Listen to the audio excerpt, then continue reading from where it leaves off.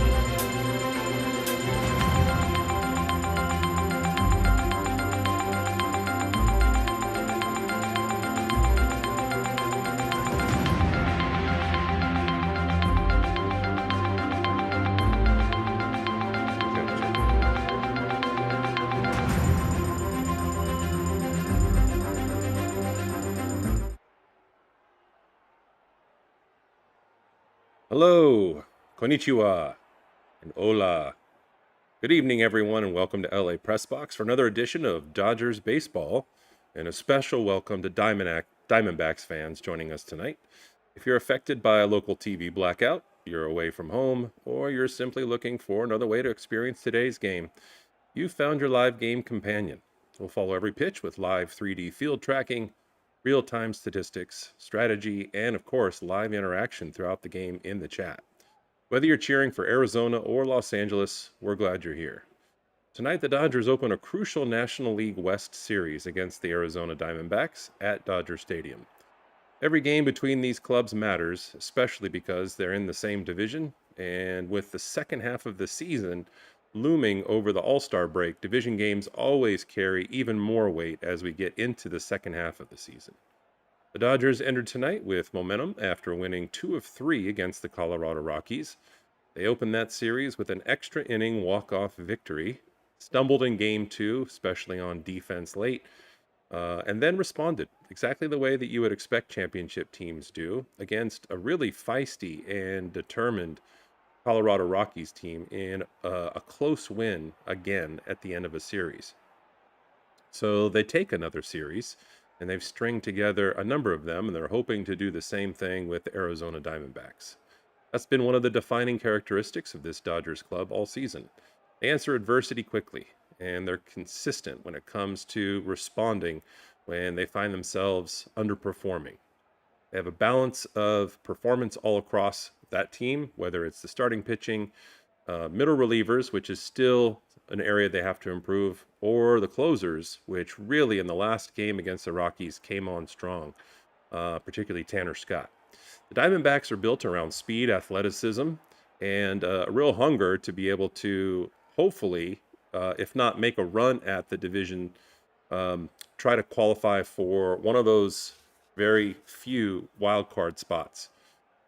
So we'll see how they do with the beginning of this series. They do have talent in their at their batting lineups, and they also have speed, not just the ability to get on base, but to also make take advantage of it when they get on base. Excuse me. As far as trends recently, the Dodgers have been one of baseball's best bounce-back teams this season. After a loss, they've consistently responded with quality pitching and improved run production. A big reason we know that they've remained atop the National League West. They do have a double-digit lead, and they are still the team with the best record in baseball. As far as players to watch, Shohei Ohtani is always one of those for the Dodgers, as well as Freddie Freeman. Right now, Shohei has another MVP caliber campaign going on. He hit his 300th career home run not long ago, and he's now broken into the 20s. He's got 20 home runs on the season. This has not been one of those seasons where he's emphasized stealing bases, although he's always a threat to be able to do so. And his ERA is below 2 runs. So he's not pitching tonight. It's a different matchup, but we look forward to the next time he's on the mound. He will be in the batting order as he usually is. The biggest matchup tonight is really the aggressive base running that the Arizona Diamondbacks have used. And Dalton Rushing gets to start behind the plate. We'll see how he and the starting pitcher, Hurt, as well as the relievers, are able to keep those runners in check. The best way is to keep them off base in the first place. So as always, we're going to follow every pitch together with live 3D field animation, real-time statistics, strategy breakdowns, and lots of interaction. But first, what I'm going to do, as I always do, is bring you the starting lineups. So you can see that over my shoulder. And the matchup predictor, if you haven't noticed already, has the Dodgers as a clear favorite, but those are just odds. And baseball is a quirky sport when it comes to that. But going into tonight, they are favored 75% to 25%. Starting pitcher for the Diamondbacks is Eduardo Rodriguez, and he has a 7-3 record with a 2.25 ERA. He's got 74 strikeouts and 38 walks. He's given up 10 home runs. The Dodgers, Kyle Hurt gets the start, and it'll be interesting to see how he does because a good chunk of the season he's been serving the Dodgers as a middle reliever. So we'll see how long he stays in the game tonight and what Dave Roberts has in mind. But Hurt is 3-1, and his ERA is a little higher than you'd want, of course, at a 4.55 clip. He's got 37 strikeouts, 15 walks, and he's given up 3 home runs. We'll start with the visitors lineup. Excuse me. Marte is the DH. Very dangerous in terms of producing RBIs, as you can see here, as well as home runs. And some of that comes from his speed on the base paths. Perdomo at shortstop is second. Carroll is in right field, followed by Moreno, the catcher, as a cleanup, which is unusual because catchers have a lot of wear and tear on their bodies over the course of the season, and they don't always have enough spring to be able to drive in runs at that fourth position. Ariel Jr. is in left field. Vargas is at second base. Arenado, third base. Center field, and then first base, Tawa, who bring up the rear. As far as the Dodgers go, Shohei Ohtani, the DH, in his customary position, batting .290, followed by Andy Pages in center field, Freddie Freeman at first base in the third spot, as he always is, Mookie Betts, who delivered a clutch hit to clinch the game in the last game and the series, playing shortstop. Tommy Edman at third base tonight, so he takes over for Max Muncy, and Tommy will play anywhere, probably just giving Max Muncy a little break. Kyle Tucker in right field, followed by Teoscar Hernandez in left field, Miguel Rojas at second base, and Dalton Rushing, as mentioned before, at catcher.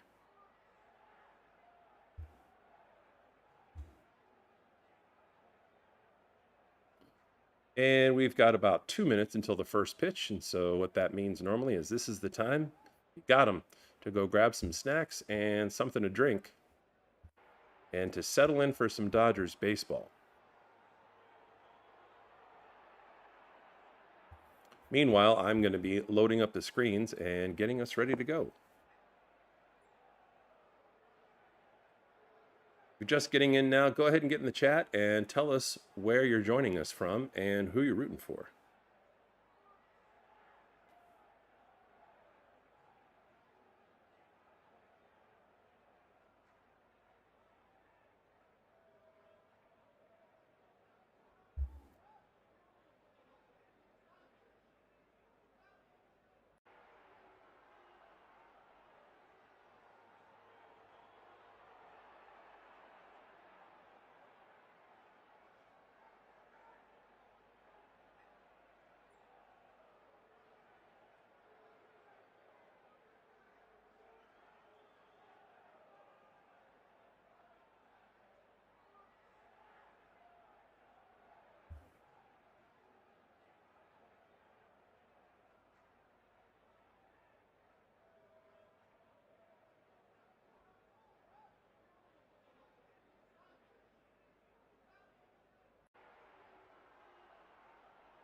Just loading up the software, and we'll get started shortly.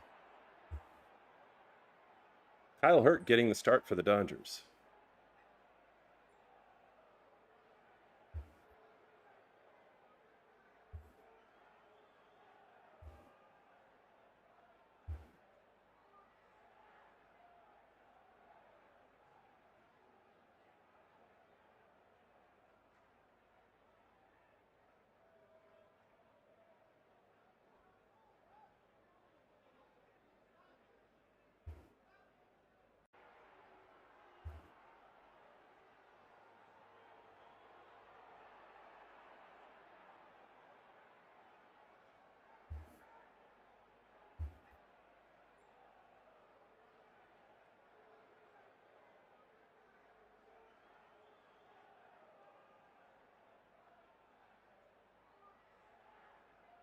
There's the box score we need.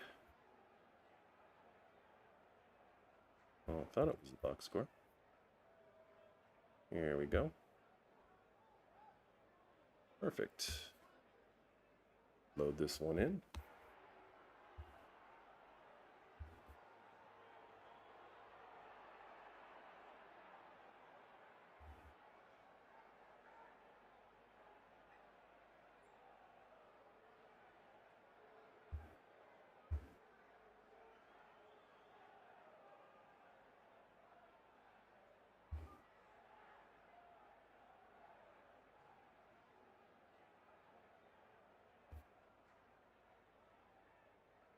If you're joining us from recent broadcasts, rejoining us, appreciate that.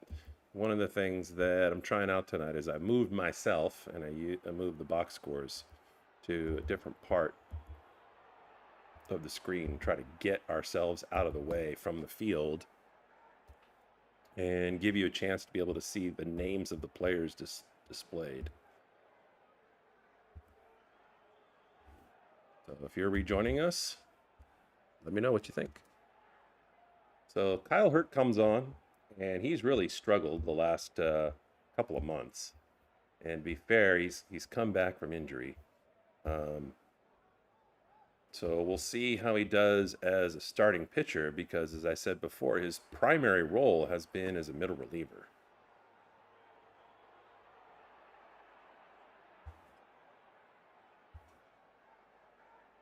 I like that better. I like being able to see the name of the batter.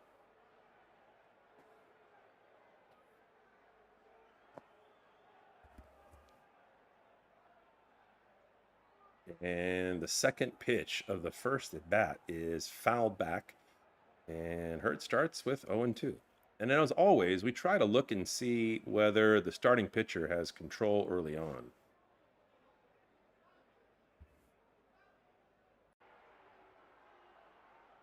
And the next pitch swung on and hit past a diving second baseman. And the first batter is on. And you can just see, I know it's 3D, but he can run. So the question is, are they going to be running early? Are they going to be trying to steal and test Dalton Rushing's arm?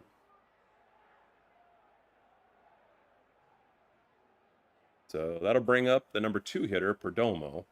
He's batting .246 with 6 home runs on the season. First pitch, swung on and fouled to the right side. Diving Freddie Freeman tried to get a glove on it, but nonetheless, it was foul.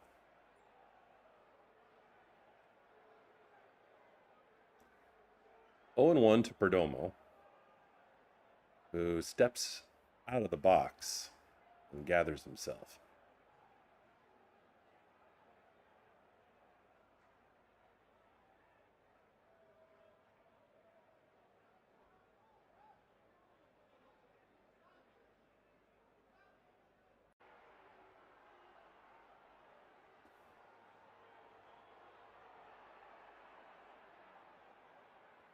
And the next pitch on the way just misses outside for ball 1.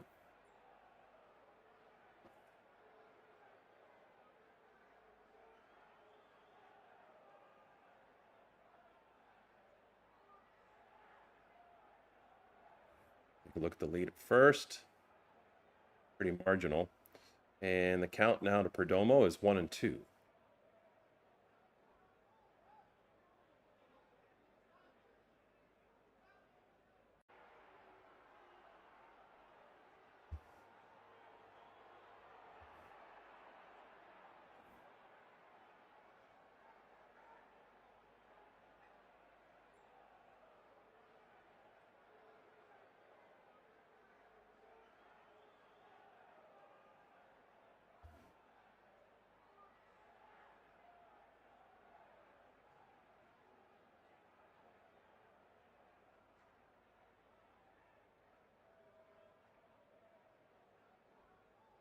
And the next pitch misses, and that'll bring the count to 3-2.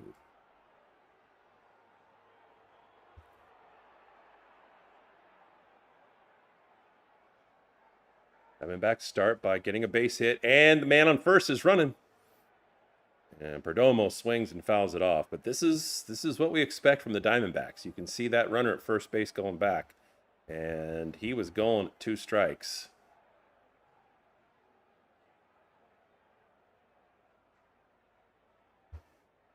So Marte is on, Perdomo threatening.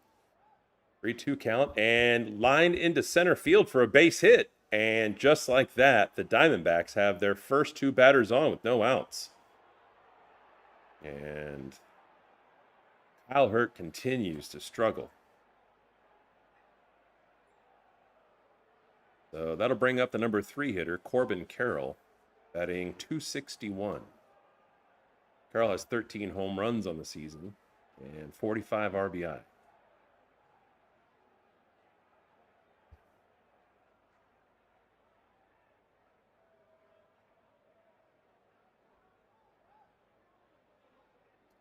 First pitch, fouled off.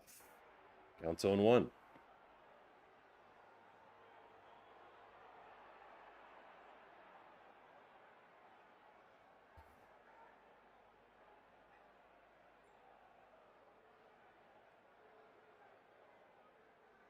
Next pitch, swung on and grounded to Freddie Freeman, who throws to second and gets the force there.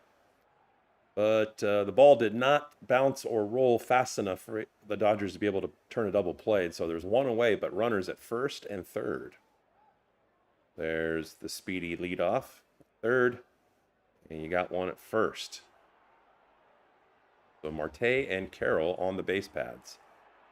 And only 1 out, which is going to bring up Moreno, the cleanup. Batting .293.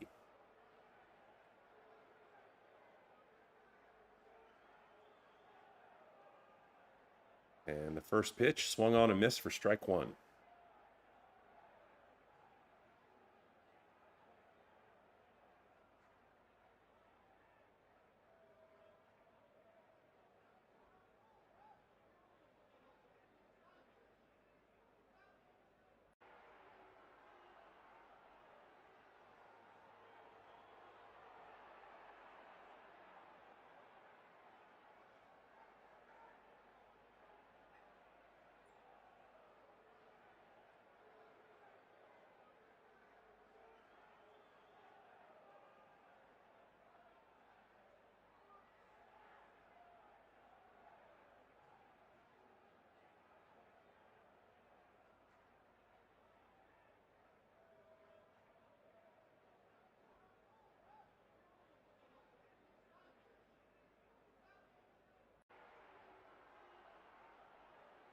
And Hurt throws to first. Keep the runner there.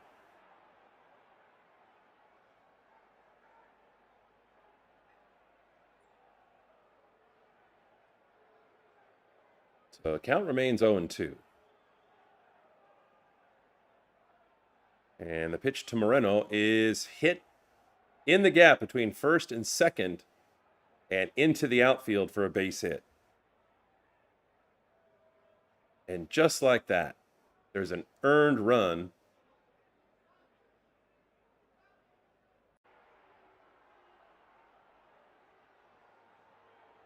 And the throw from the outfield relayed to third base was flubbed. That brought home a second runner. So just like that, Arizona's up 2-0.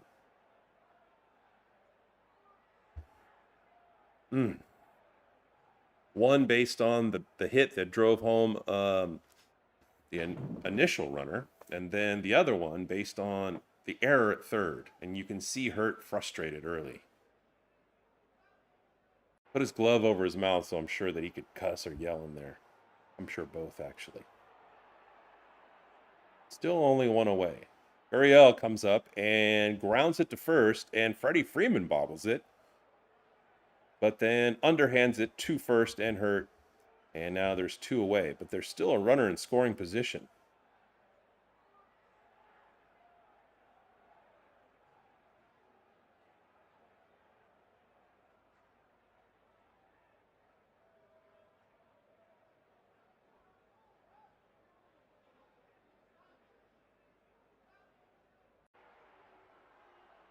So that brings up the 6-hitter, Vargas. Vargas is batting .257 with 7 home runs on the season.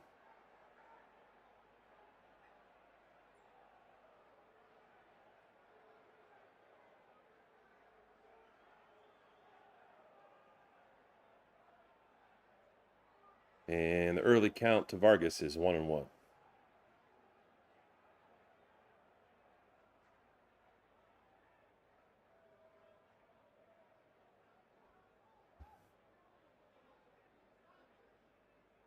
Pitch on the way from Hurt after he checks third base is grounded to second, and Miguel Rojas throws to first for the 3rd out of the inning.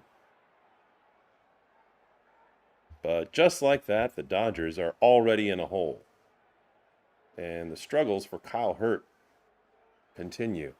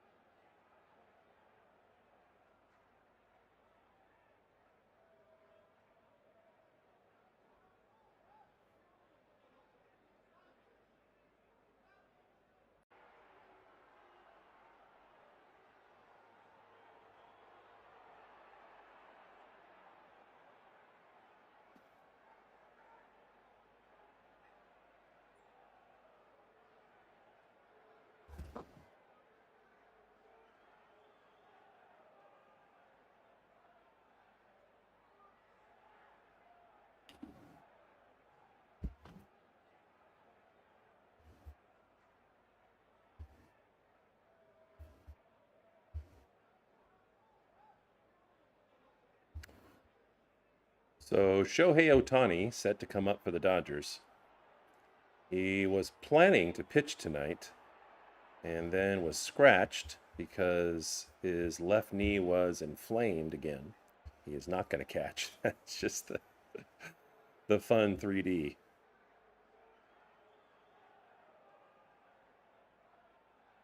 And the first pitch is swung on and missed. 0-1. And because of that knee, they want to be precautionary, and I don't believe he's going to travel to or play in the All-Star game.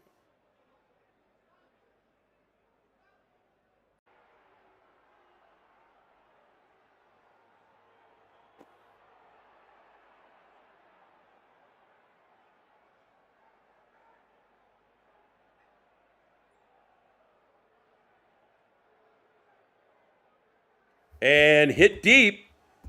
It looks like it's carrying left center, and over the wall for a home run. Shohei Ohtani.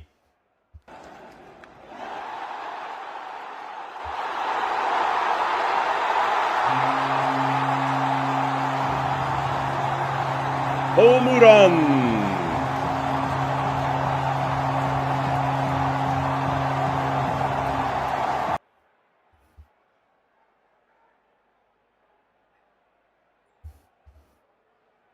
And just like that, another leadoff home run for Shohei.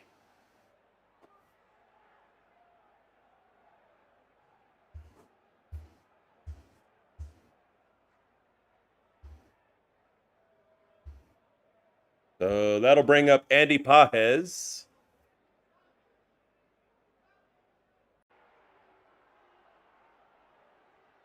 With the Dodgers now only trailing 2-1.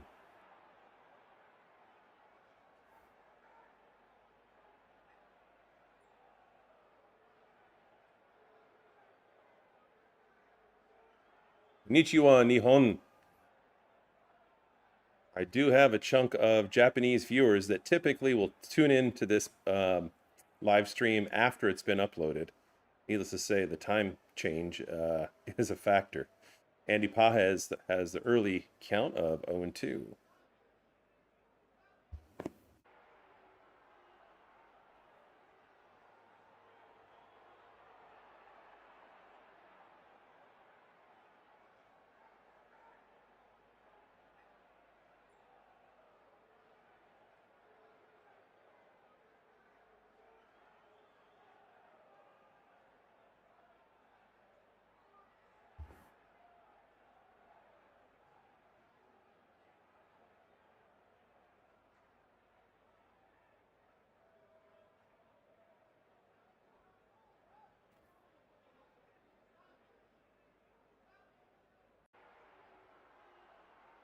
It's quite the international team the Dodgers have, and that's one of the things that I think is great. Just a representation of international baseball influence, but also America.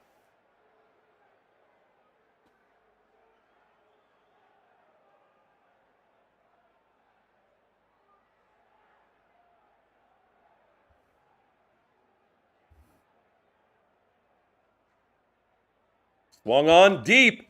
It's going left. And Pages throws the bat because he knows it's a home run. Back-to-back home runs. Hola, honron. The pride of Cuba. Wow. Just like that.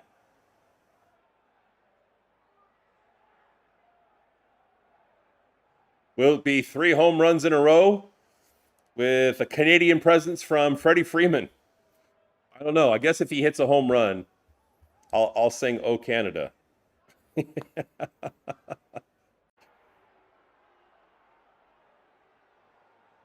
Wow. And there was no doubt for either of those home runs.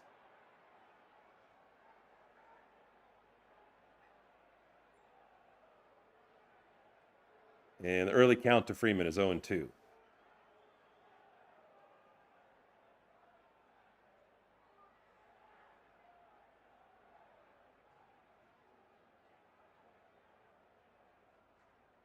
Freeman is batting .296 with 15 home runs on the season, if you're wondering.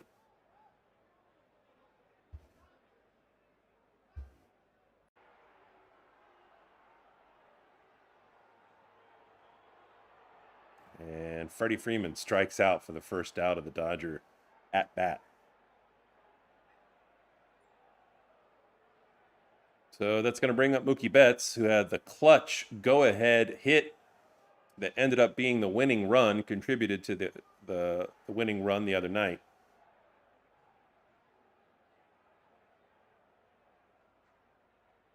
And he's cooled off a little bit in his last handful of games.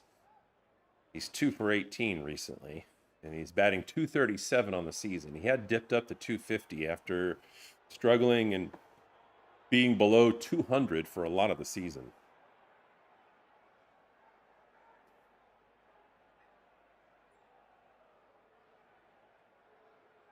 Fouls it off. The count's 1-1.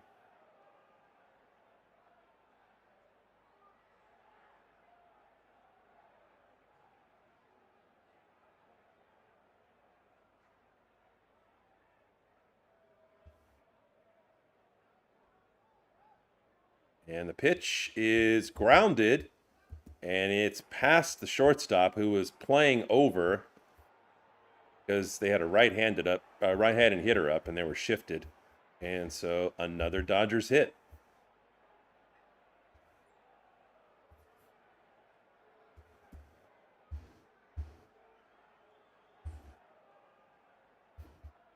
So that's going to bring up Tommy Edman, and still only one out, and the Dodgers erase that lead in a flash.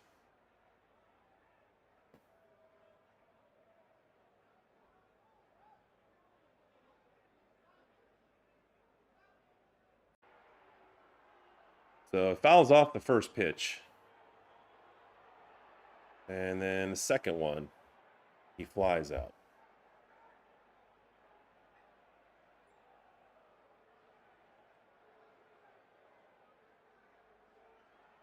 And if you're just joining us, fireworks early on. We'll catch you up in a moment. But right now, Kyle Tucker is up in the 6th spot. And he's trying to move Mookie Betts from first base into scoring position. Love to hit a 3rd home run for the Dodgers this inning. Tucker's batting .249 and only has 7 home runs on the season. Early count to Tucker is 0-1.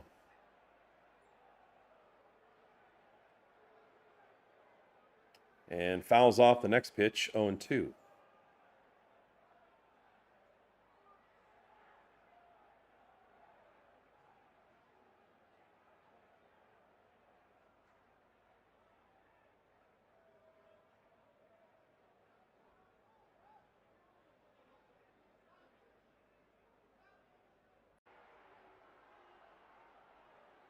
Next pitch from Rodriguez. Misses for a ball.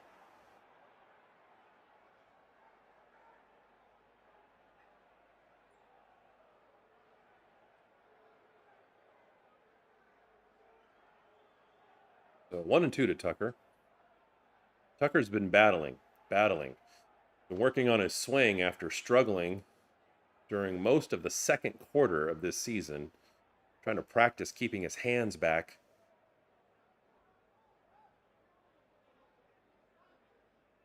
And the count to Tucker is 2-2.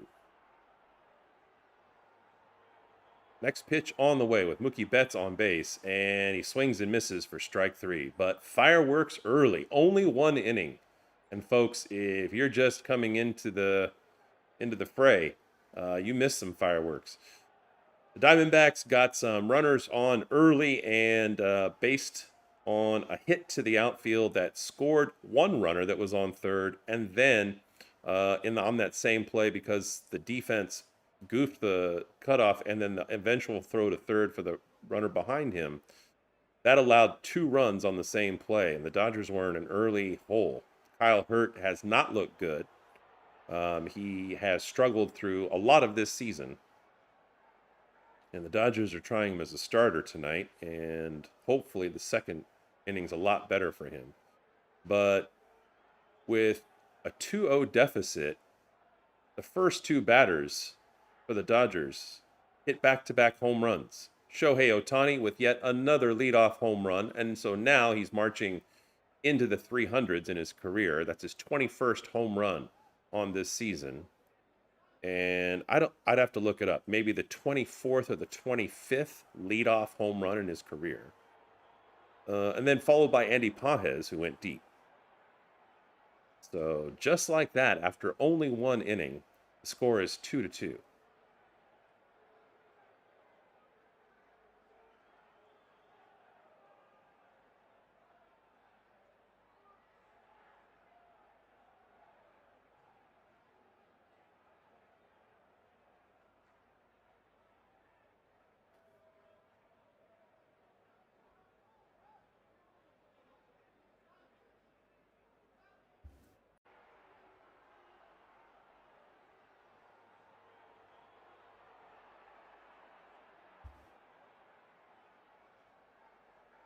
So Kyle Hurt goes back to the bump. And definitely hoping for a quicker and quieter inning than he had the first time up. already up to 20 pitches, and Arenado, the 7-hitter's coming up. Hurt misses with the first pitch, ball 1.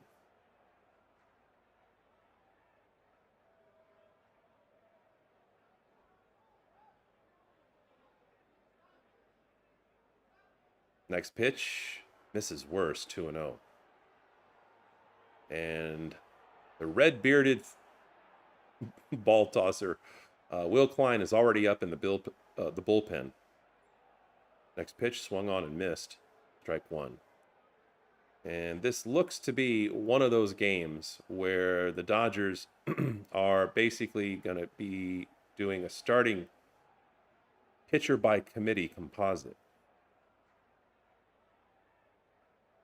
Next pitch misses, 3-1. And that's because Shohei Ohtani was scheduled to get the start tonight.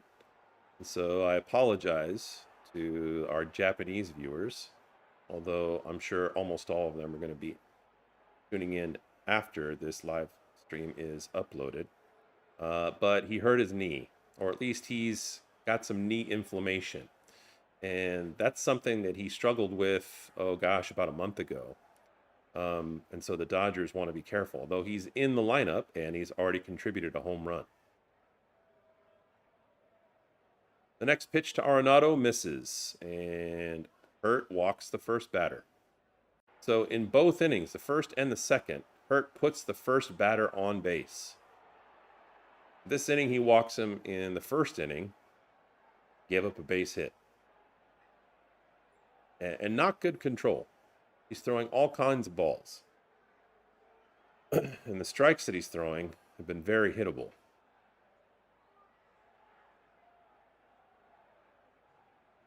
First pitch to Walschmidt is in there for a strike.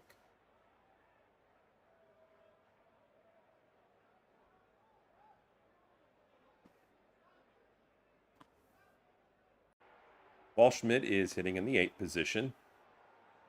Does not have any home runs this year. Batting .259.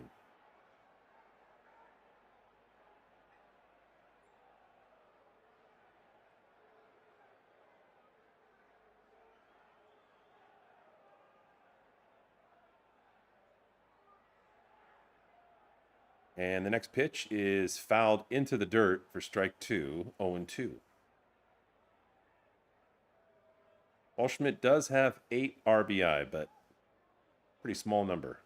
In fact, very small, as we're about to get to the halfway point on this season in the All-Star game coming up this weekend.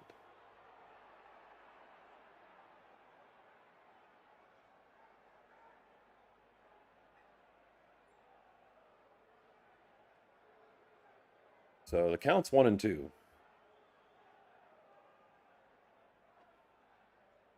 And the next pitch is swung on and missed for strike 3.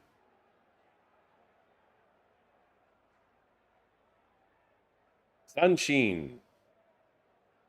Ponche.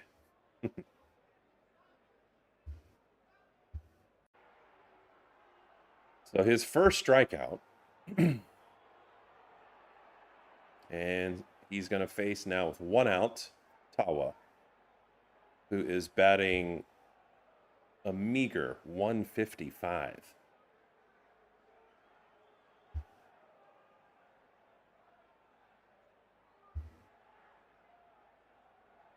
And the first pitch on the way.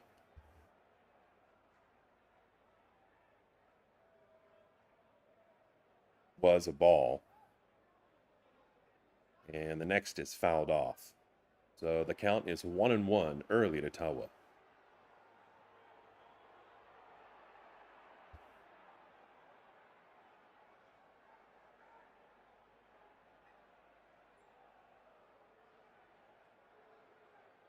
The next pitch is fouled back.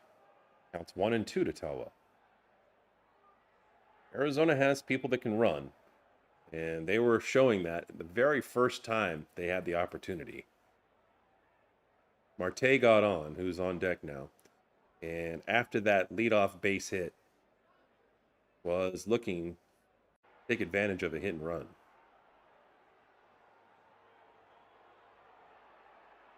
So the count's 2-2 to Tawa.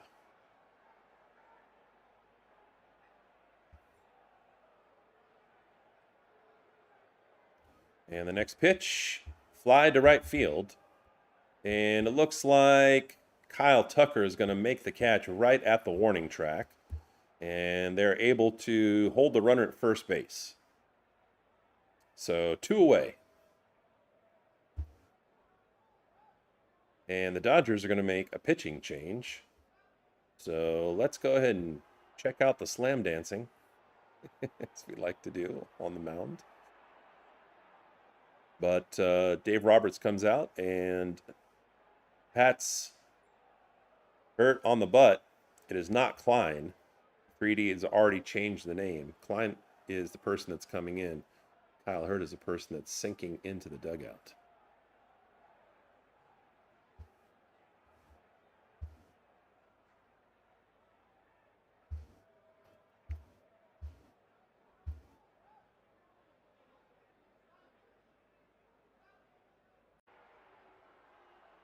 So the Dodgers in a little bit of a pinch as a result of the late pitching scratch of Shohei Ohtani. Being careful with the swelling on his knee. And so suddenly the middle relievers in the Dodger bullpen are in charge of piecing together a competitive start to this game. Question is, if they need middle relievers in the position you normally would, inning 6, 7, 8, who's going to take that role?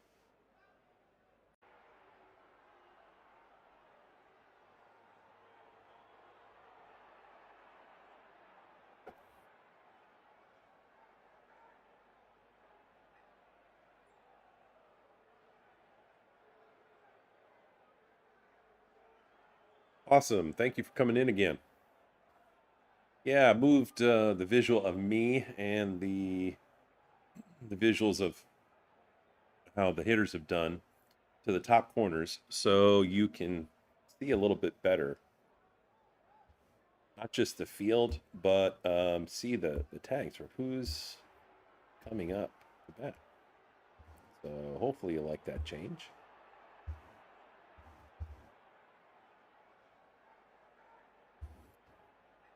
So new pitcher, new start for the Dodgers as the game is even thanks to the home runs. Hit back-to-back by Shohei Ohtani and Andy Pages. And a new start, the top of the order for the Diamondbacks with Marte. Marte hit a base hit and showed his speed on the base paths the first time up. First pitch is wild, and Dalton Rushing does a good job blocking it, throws to first. And the next pitch is grounded to Freddie Freeman, who fields it easily, steps on first base, and that's 3. So Will Klein does his job. We'll see how he does continuing into the 3rd inning. But the Diamondbacks are not able to add to their run total quite yet, but it's still early.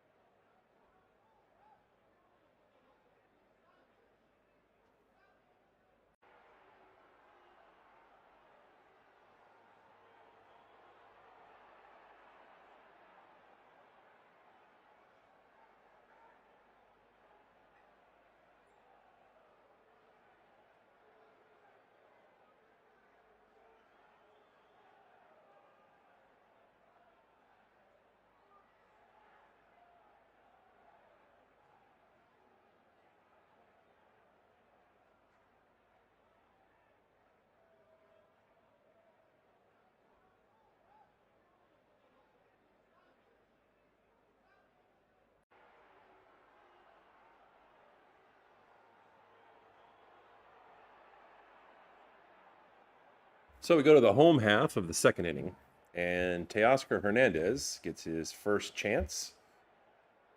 Take a whack at Rodriguez.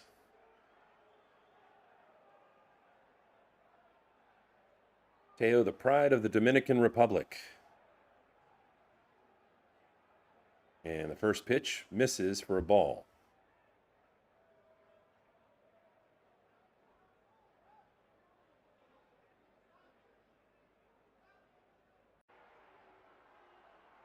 Next pitch misses outside for ball 2, 2-0.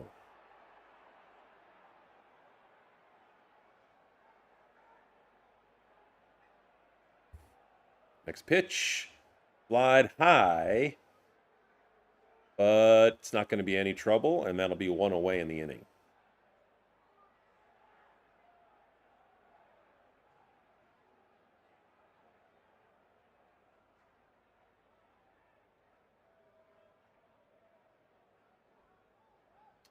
So that'll bring up the 8-hitter, Miguel Rojas, who's batting .284 with 3 home runs.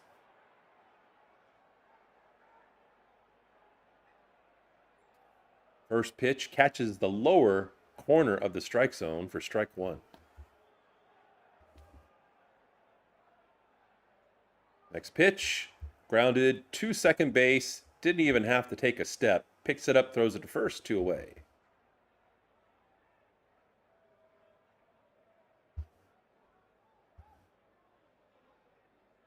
So that brings up Dalton Rushing, who in the last 10 games has been batting .375. Very confident, number 68. And the first pitch jams him up inside, but it looks like he check swing for a strike.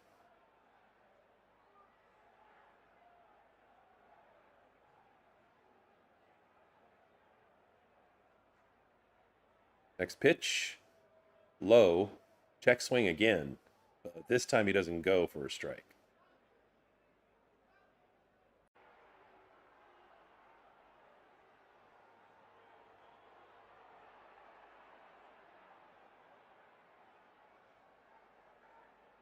A third check swing.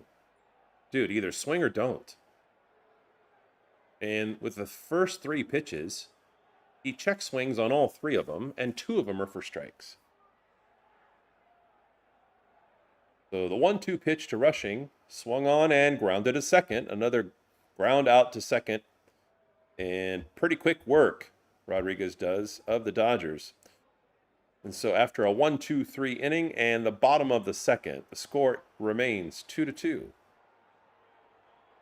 just joining us, early fireworks, which included back-to-back home runs for the Dodgers after being down 2-0 to start the game.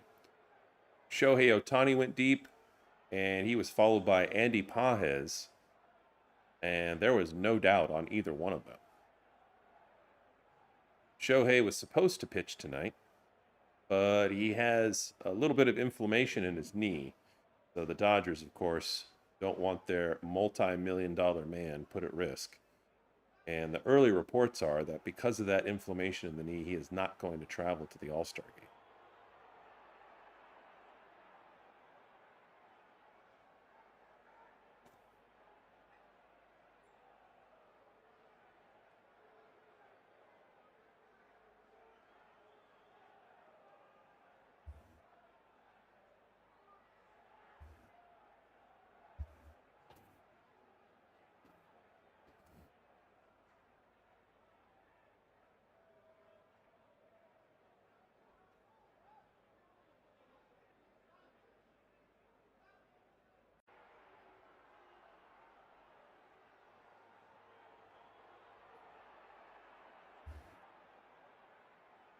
So Will Klein coming back out. The second of the middle relievers to patch together a start in place of the missing Shohei Ohtani.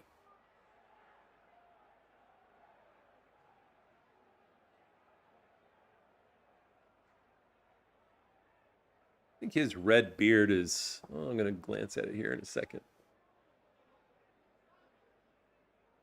Yeah, I'd say good. Depending on where you measure, I'd say a good 5 inches. You do it from the front edge of the chin. Yeah, yeah, a good 5 inches. And it wraps all the way around. No way I could go with a beard that long. It'd be way too much work. And it wouldn't look good.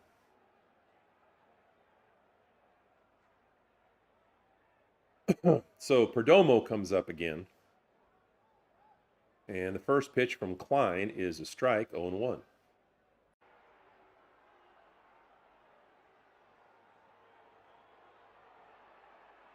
And the next pitch hits the ground and bounces up, hits the edge of home plate. And that's what gave it that huge lift.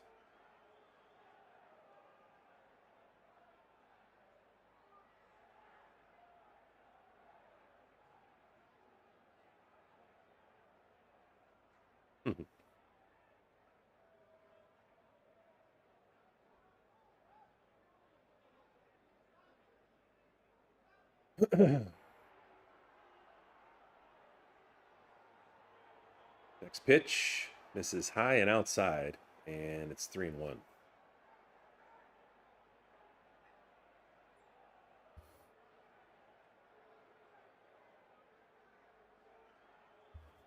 Next pitch is grounded to Freddie Freeman at first. Picks it up quickly, waves off Will Klein, and steps on the bag for the first out of the inning.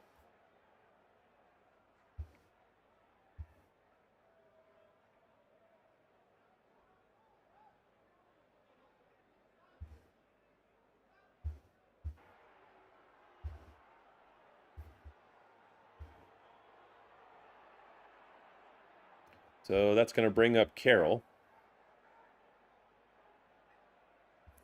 Carroll's 0 for 1 so far, and he's batting .260 on the season.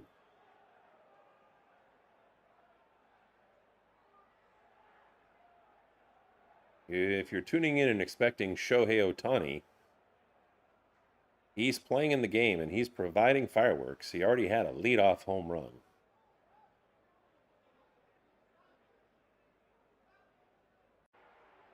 But he's not pitching because he had a little bit of soreness in his knee.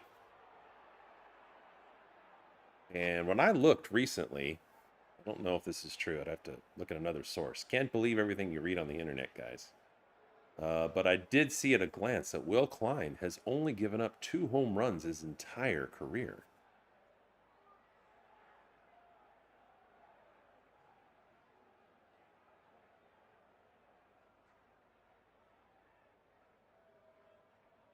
And the next pitch brings the count to 2-2.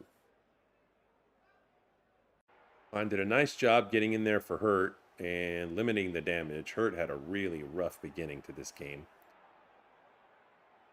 And to be fair, I mean, it's not normally his job, but you're a professional. And so you have to get in there and do whatever the job calls for you to do. Next pitch is fouled back.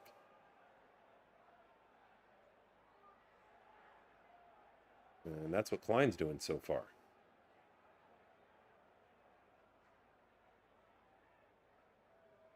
But when they normally have their middle reliever roles, both Klein and Hurt make me nervous. Next pitch misses. Counts 2-2.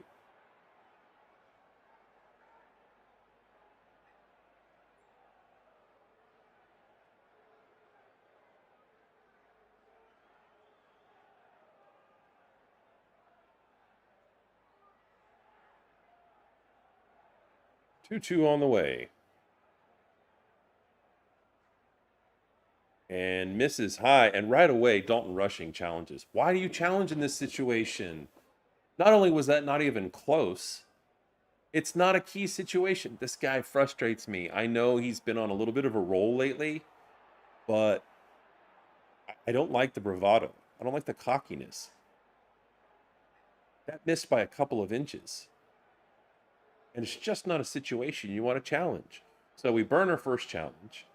And when we burn challenges, it's usually these young players that do it. And I understand making a mistake. It's okay to make a mistake. But we had another rookie in our last game who burned 2 challenges in 1 at bat and then struck out. Challenged 2 strikes, saying they were balls. He was wrong. And they were just toast. We had no challenges for the rest of the game. Next pitch is a strike. And so now the count to Moreno is 1-1. Moreno singled the first time up. And that created the RBI. And the mess that was the relay throw to third base that produced an error and instantly gave the Diamondbacks a 2-run lead.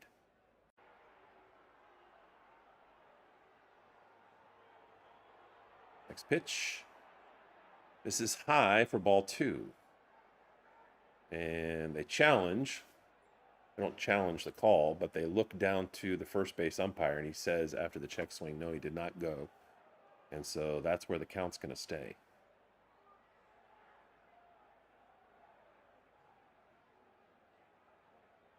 Next pitch, fouled off. And did you see the runner going?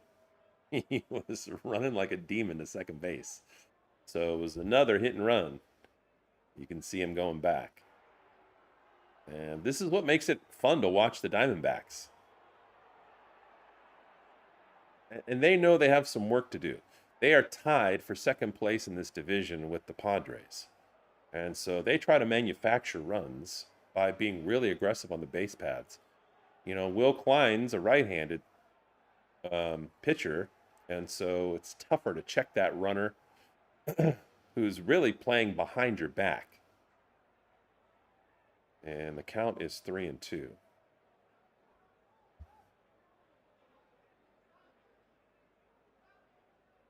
Well, that's one way to check the runner, by throwing over there and saying, hey, don't get too far off the bag. So clearly distracting the Dodgers. This is also why they like to run. And he's going again. And the ball gets by rushing. Although it was a strikeout. And so Rushing had to pick it up and throw it to first to clinch the 3 strikes.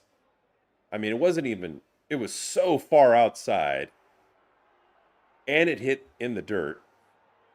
And Rushing kind of reached over with the backhand lazily. And you could see in the corner of your eye, because I played catcher. Of course, I hadn't played catcher at this level. But you can see that the runner was going. And he just let the ball go by him.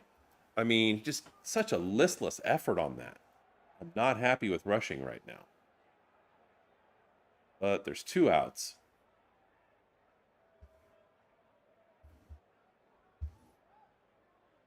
And the 2-strike pitch is grounded to Rojas, and Rojas picks it up and throws to first to end the inning.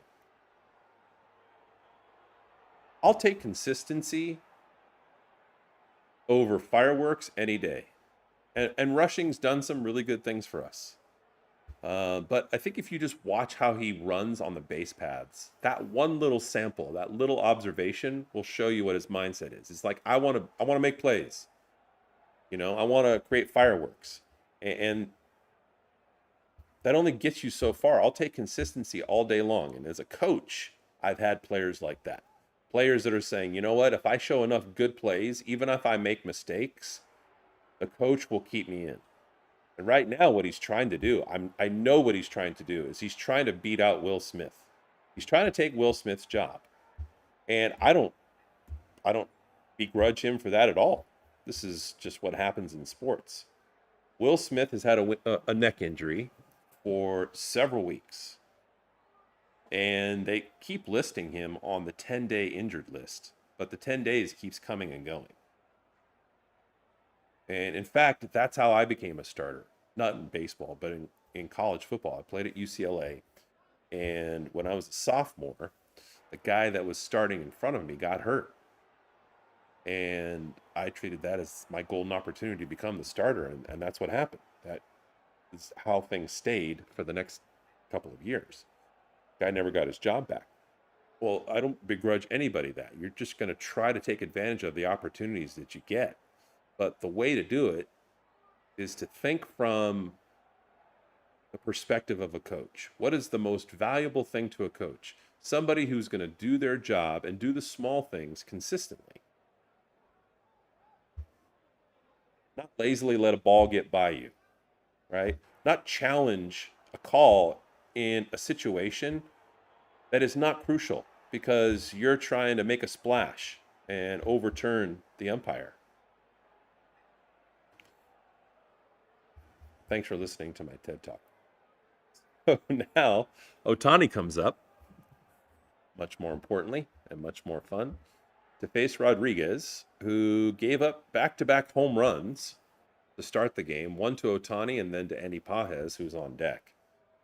But he's done a solid job since then. And he has not looked flustered. He didn't look emotional when that happened. He just keeps doing his job. And that usually is what leads to success in the long term. And the early count to Ohtani is 1-1.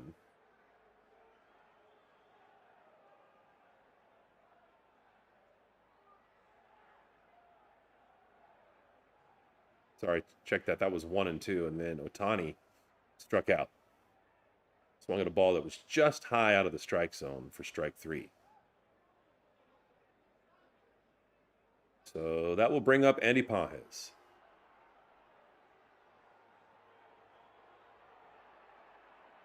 Andy's home run, the first time up, came on the 7th pitch of the at-bat.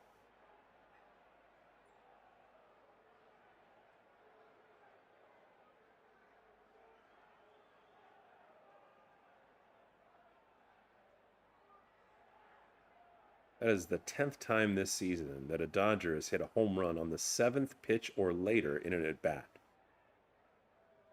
And that's a way to grind down an opposing pitcher.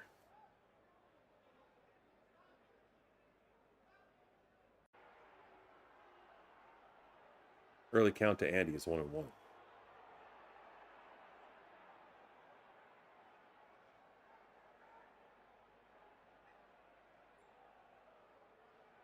And the next pitch, this is outside. Count is 2-1.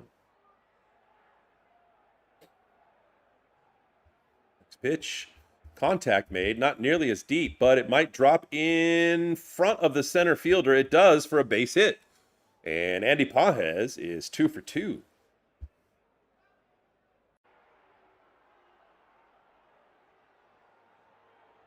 It was not quite a bloop single, I would say, but not hit strongly. Hopefully you saw that.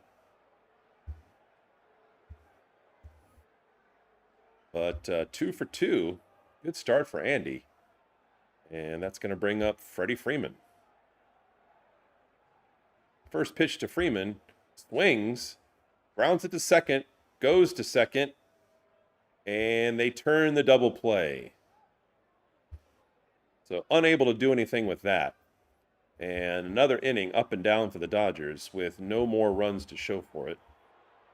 And at the end of 3, it's the Diamondbacks 2 and the Dodgers 2.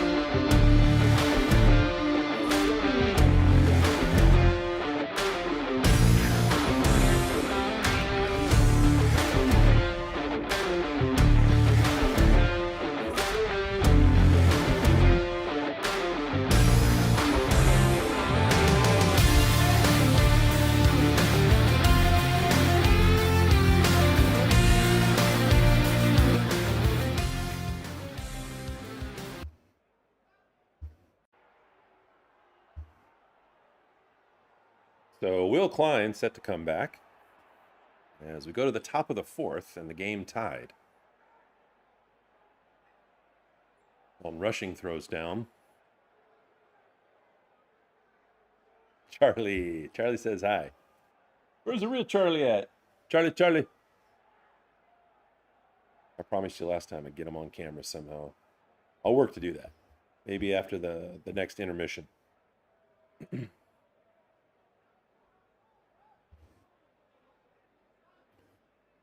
So Klein is set to face Vargas, who fouls the first pitch off for strike one. Vargas in the sixth spot, 0 for 1, and batting .256 on the season.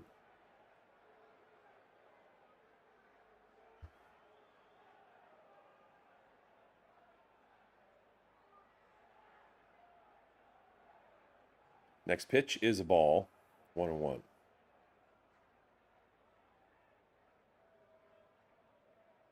Yeah, if you're rooting to see the real Charlie, and you've been coming consistently, you deserve it.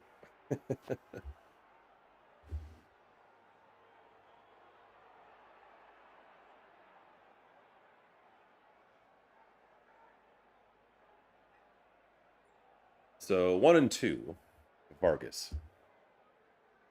And the next pitch, swung on a miss, strike three. Boy, that was a curveball that just dropped off the table. Great pitch from Will Klein. I like this version of Will Klein.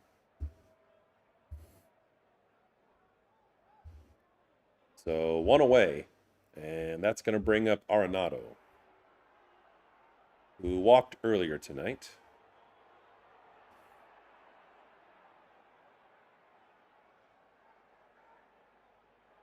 And the first pitch is in there for a strike.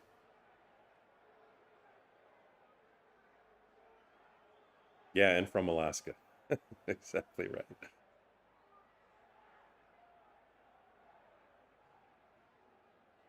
Next pitch misses. Counts 1-1.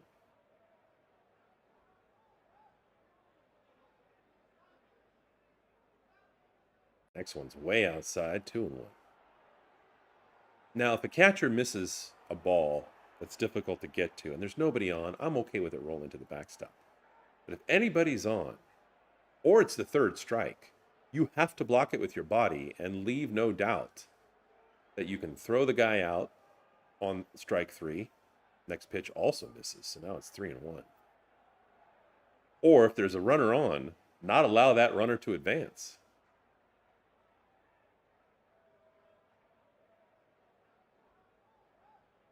Next pitch. This is inside, ball 4. And it looks like Dave Roberts is coming out for another pitching change. All right, that'll give us a minute. Try to go round this dog up.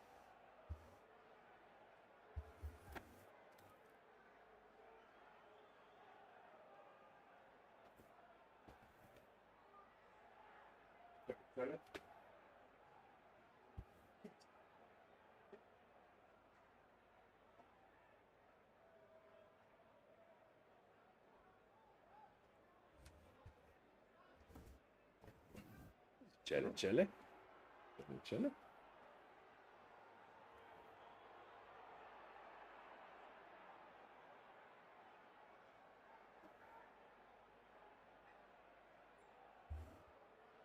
All right, you can compare the real Charlie. The real Charlie to the fake Charlie. Look pretty similar, huh, Charlie? He's a good boy. He actually watches.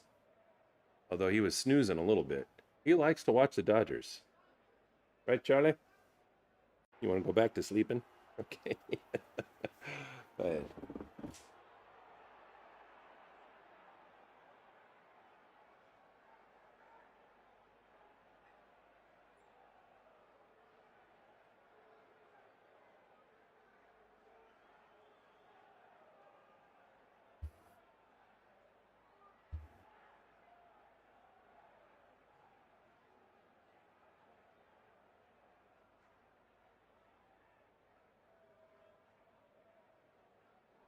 Thank you. So Brock Stewart's going to come in, who's pitched in 8 games. He has an ERA of 1.17, 7 strikeouts, only 1 walk, and only 1 home run given up. And I don't know if this is the plan from Dave Roberts, but he allowed the first relief pitcher to get 5 outs. Then the second one got 5 outs. So we'll see if he does the same thing here.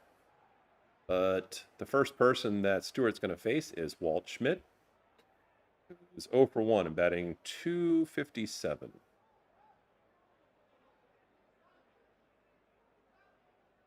First pitch misses outside for a ball, 1-0.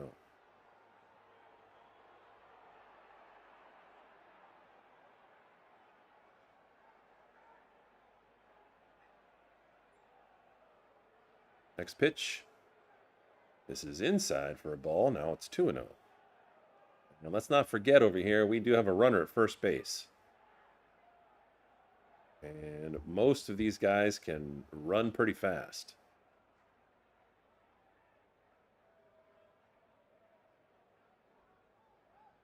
And the next pitch is swung on a miss for a strike, 2-1.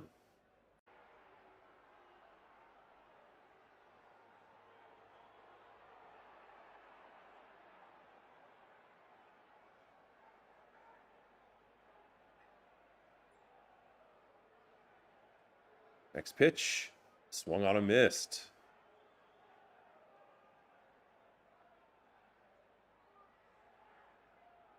So the count's 2-2.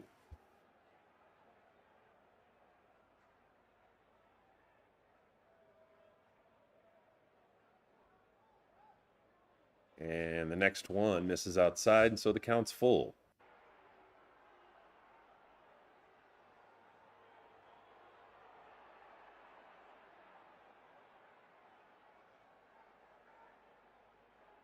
Full count with the man on. And the next pitch, swung on a miss for strike 3. So Waldschmidt sits down with a strikeout, as the Dodger fans are doing the wave. So that'll bring up number 9 hitter again, Tawa, who's 0 for 1. And I think lost a point on his batting average, which is hard to do based on not producing anything the first time he was up. His batting average is 153.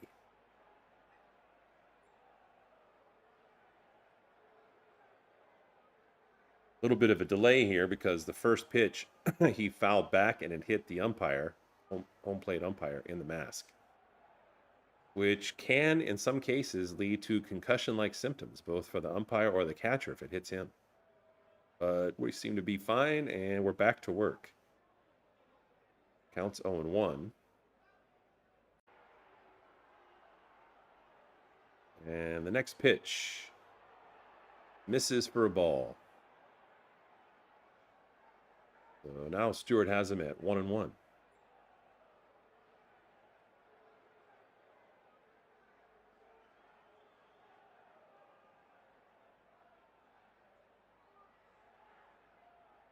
And the last couple of pitches have been really close, but I'm fine with rushing, not challenging right now. You're fired from challenging.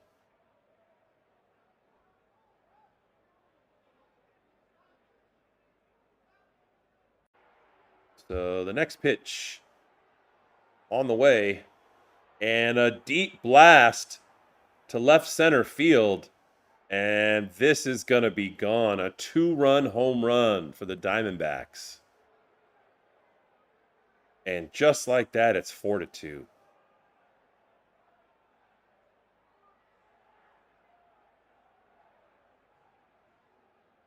He just threw a fastball in the perfect part of the plate to the 9 hitter who's got a terrible average. He threw a fastball in the ideal place if he was trying to help that guy hit a home run. First of all, it was in the middle of the strike zone.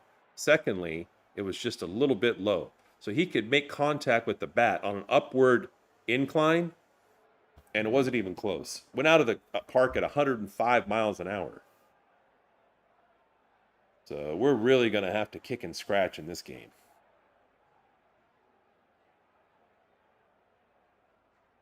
Early count to Marte is 1-1. I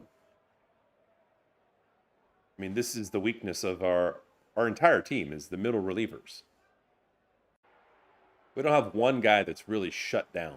I mean, Vesia's good, really good. Enriquez can be very good at times. But everybody else struggles. Everybody else is mediocre at best. And you're seeing it. When they scratched Shohei because of that inflammation in his knee, thankfully he's still playing because he hit a home run, right? Then that put the weakest part of our team in the spotlight. And this starting pitcher by committee using the weakness of our team is obviously going to lead to some struggles. But right now, we're at the top of the fourth with 2 outs. And you hope that the Dodgers can at least keep them to 4 runs, no more than 5 this game, and get to their average. What's interesting is the last series, the Dodgers, and the count's 2-2 on Marte, if you're wondering. The last series, the Dodgers did not have a game where they exploded for a bunch of hits or a bunch of runs. So you kind of hope that was due to the Rockies and not so much the Dodgers themselves.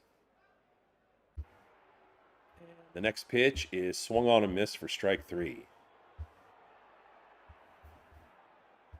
But the damage is done. And now the score is the Rockies. Sorry, not the Rockies. I'm just thinking of the Rockies. Diamondbacks 4 and the Dodgers 2.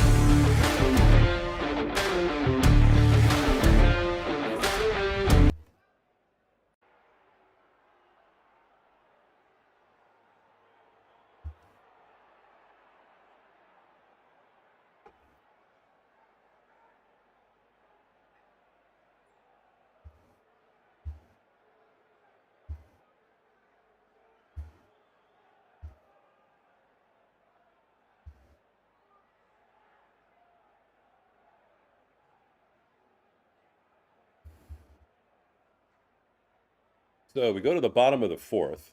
Now the Dodgers have another 2-run deficit.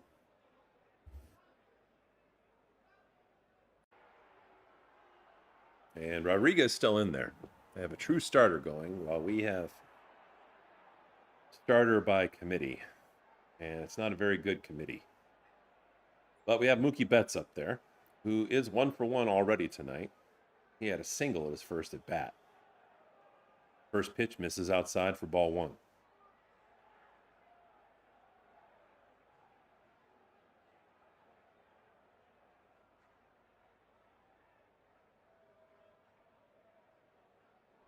Next pitch in there for a strike, 1-1.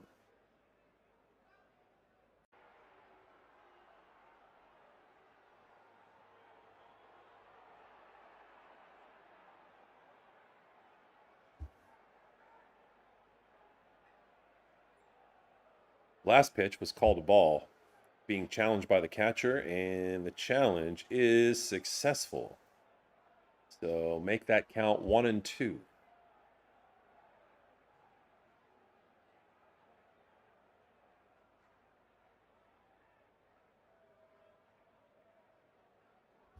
Next pitch is fly to left, but not much trouble. And Mookie provides the first out of this inning.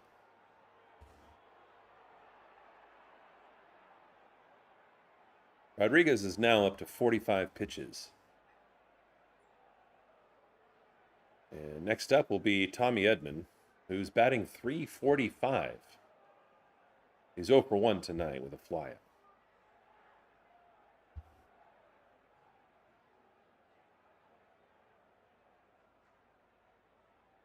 First pitch to Edman. Fouled off for strike one, 0-1.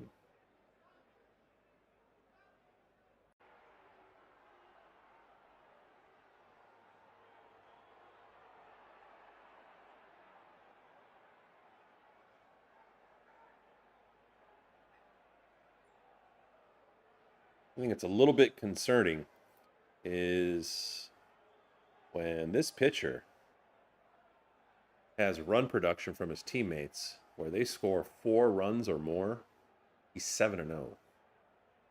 So the Dodgers are definitely looking to break that streak as Edman checks the next pitch but does not go, and the count now is 2-1.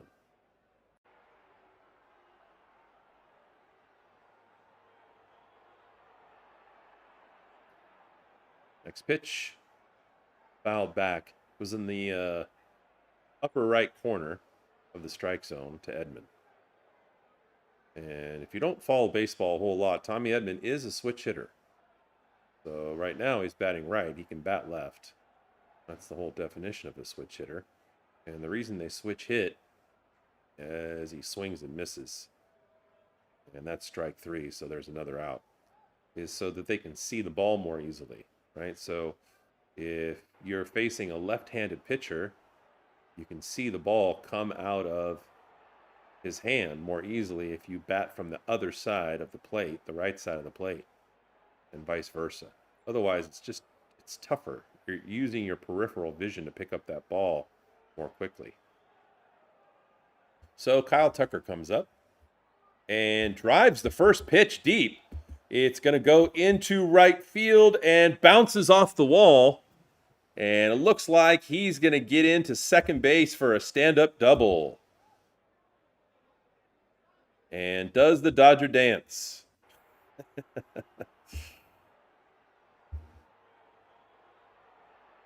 That's a good sign. He's gradually getting more confident at the plate. And that's a good sign for Dodgers fans. So 2 outs before that double. But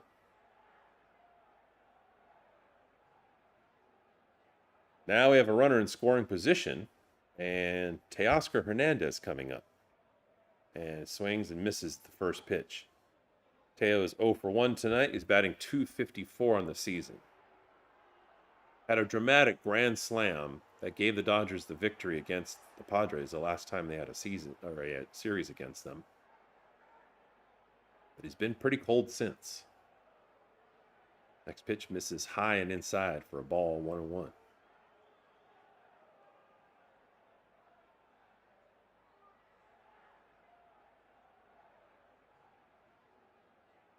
Next pitch on the way. And jams him inside, hits the skinny part of the bat, and he flies it to right field for the 3rd out of the inning. So the Dodgers not able to do anything with Kyle Tucker's stand-up double. And still down by 2 runs at the bottom of the 4th. It's the Diamondbacks 4 and the Dodgers 2.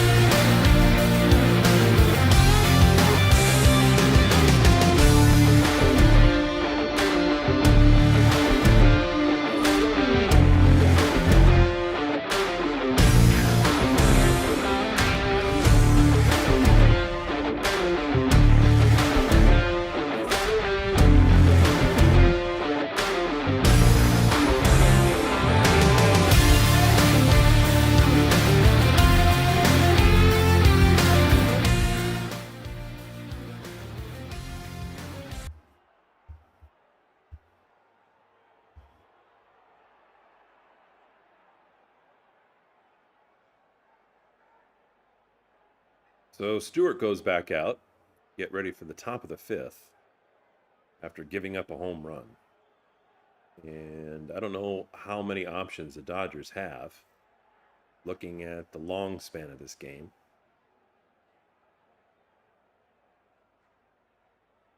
But needless to say, we need to be able to score more than 2 runs.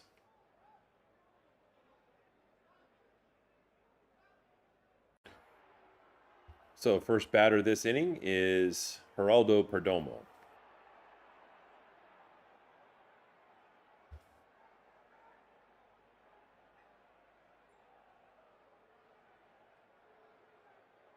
Perdomo's 1 for 2 with a single. And the Dodgers so far have out-hit and out-homered the Diamondbacks. But the score doesn't reflect that.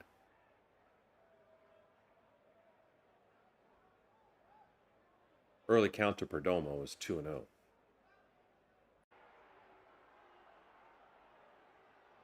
And the next pitch clips the inside of the strike zone for strike 1.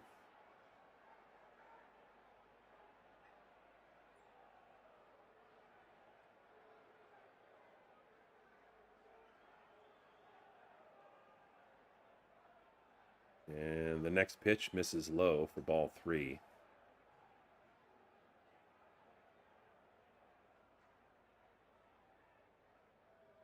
See this pitch spray, it's kind of all over the place. Gosh, and the next one was probably as bad as any of them. And so another leadoff runner gets on for the Diamondbacks thanks to poor pitching from the Dodgers. So Perdomo's on. And now the number 3 hitter, Carroll's coming up. And that's just not good business. You're operating from a deficit. That's like opening a restaurant.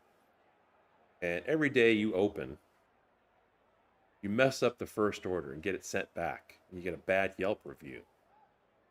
It's kind of what's happening every inning for the Dodgers. Keep putting the first runner on.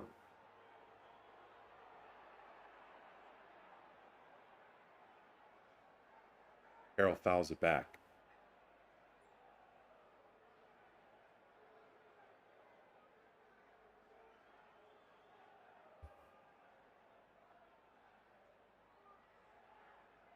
So the count's 1-1.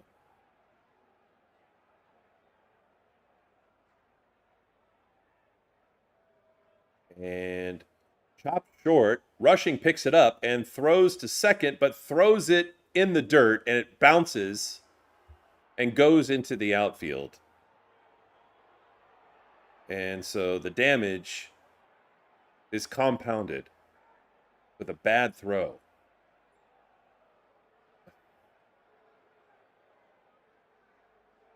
I'm so ready for Will Smith to come back. For every one of the good plays that rushing produces, in my opinion, there's 2 losing type plays. Like there's winning plays and there's losing plays. And I don't know if he's just being careless. I don't know if he didn't come to the ballpark today like locked in and ready to go like a true professional, but he doesn't look mentally sharp. And it's showing up in his effort and his decision making and his precision. He's playing like somebody is hungover. Like he was up late last night. I don't know. They had a day off yesterday, and they hadn't had a day off for a long time. And I don't know. But, I lived in LA for 50 years. There's a lot of temptation. Who knows what the young buck Dalton Rushing was doing on his day off and rolling into today's series, Dodger Stadium. But fortunately, a run has not scored yet, but there's no outs. There's runners at first and third. So there's somebody in scoring position threatening as Moreno's up. The early count to Moreno is 2-0.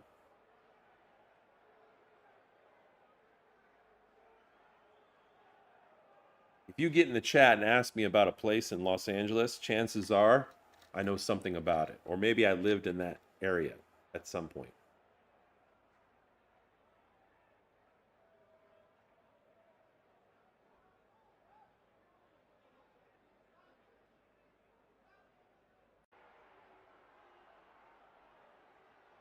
Counts 2-1 to Moreno.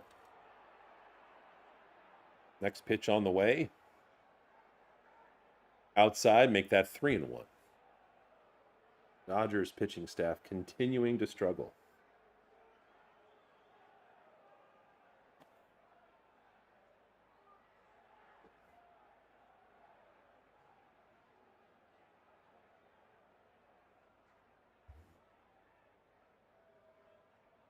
And the pitch, grounded to third. Tommy Edman has to stretch to get it and pirouette to throw to first. And makes the only play he can, which is to first for the out. But another run comes home. And so now the Diamondbacks have 5.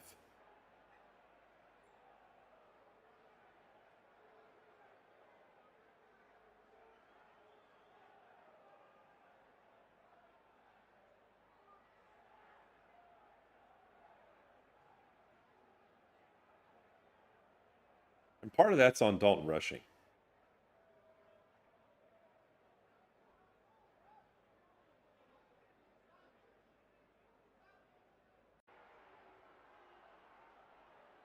So now Stewart comes out, and it's time for the 4th Dodger pitcher. I think it's going to be Enriquez.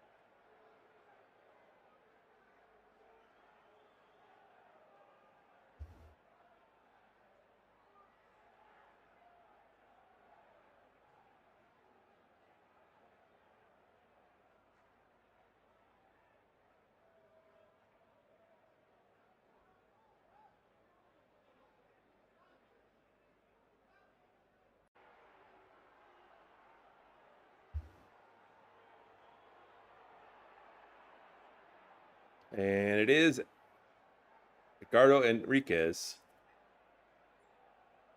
who's pitched 35 games, has an ERA of 2.43, with 35 strikeouts, 13 walks, and only 1 home run.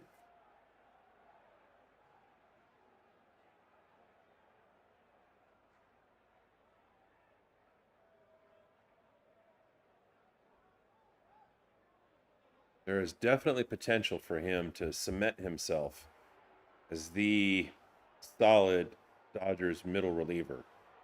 The pride of Venezuela. We actually have a few of those on the team. El Orgullo de Venezuela.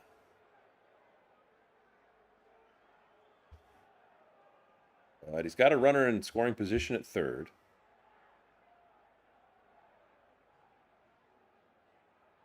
And going to be facing the 5-hitter, Gurriel Jr., who's 0 for 2 and batting .220. 1 out.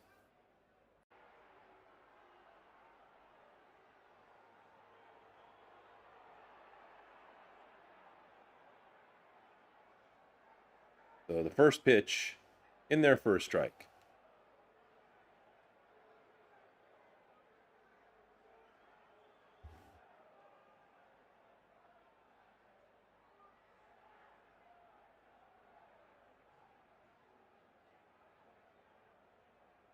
Dodgers do not look sharp mentally. See if they can snap out of it a little bit.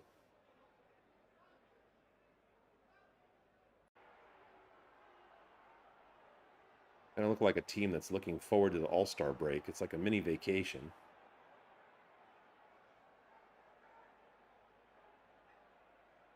And the next pitch on the way. Bounces in the dirt, and Dalton rushing lets it get by him. Holy smokes.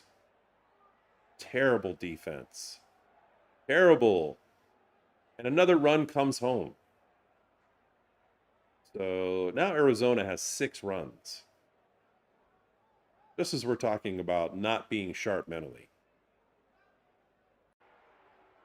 Dalton Rushing did not move his tail nearly as fast to block that, although it's on Enriquez, right? I mean, he threw it in the dirt, bounced well in front of the part of the box where the catcher can slide over and make that play. But I mean, he has to. He has to be able to move over, slide over, not reach for the ball, and block it with his chest.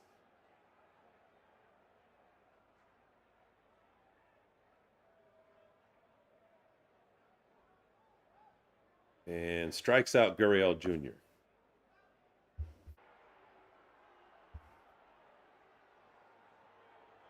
So now there's 2 outs.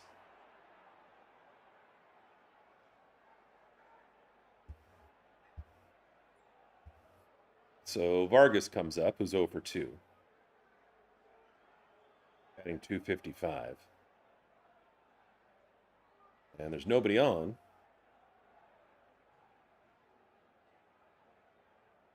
As the Dodgers' defense has led to 2 more runs being scored this inning.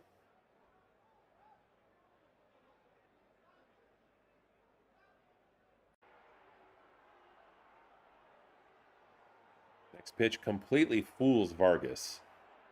It was a curveball that dropped 2 feet and hit the dirt again. He swings and misses, and now the count's 0-2.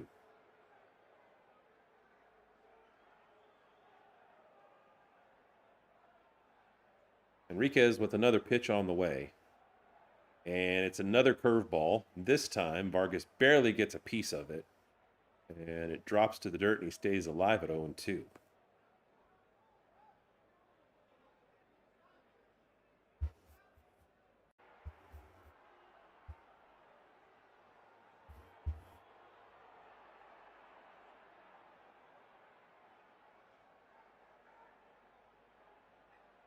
Next pitch is inside for a ball, 1-2.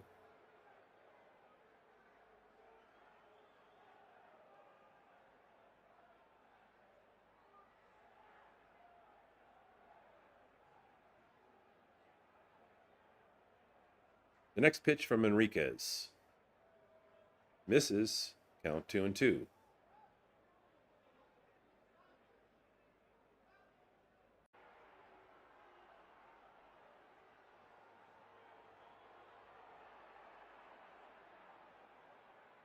Two errors tonight by the Dodgers. Next pitch misses, and now it's full count. 4 walks, 2 wild pitches. Definitely the defense that has hurt the Dodgers tonight.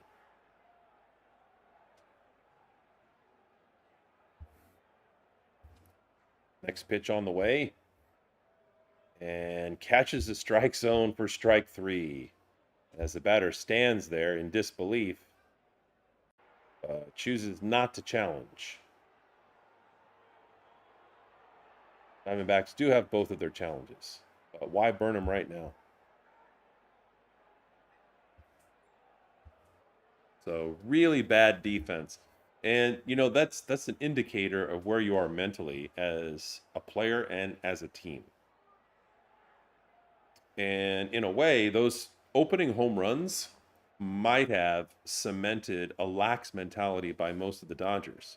As we were saying before, there's no question it's a grind. It's very difficult mentally and physically to stay prepared and perform at this level of baseball. In some cases, I mean, you're playing every single day. At least you have a game every single day for 10 days, 11 days, 12 days. And that might include some travel, some plane travel. And so it's natural to look forward to the break that you get in the middle of the season when there's the All-Star game. But true professionals don't look forward to that too much. Because then what happens is you don't focus on the small things.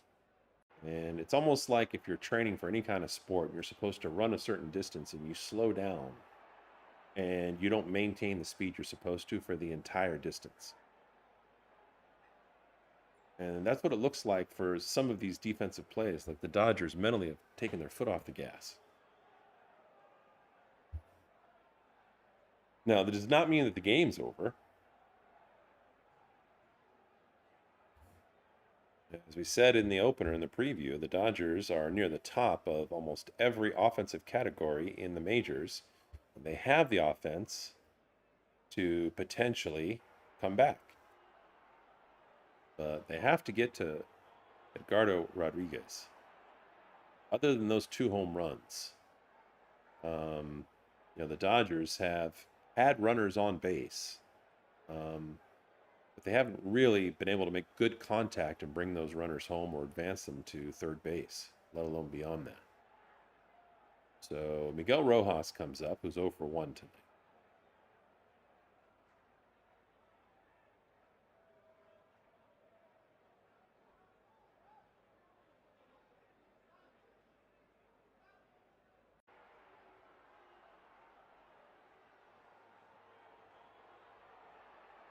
And the early count is 2-0 to Rojas.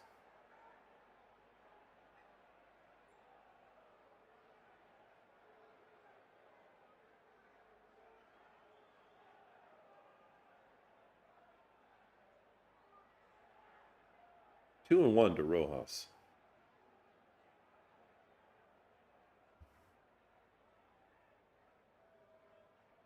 And swung on and hit right back at the pitcher and beyond into center field for an opening hit and an initial runner for this inning for the Dodgers.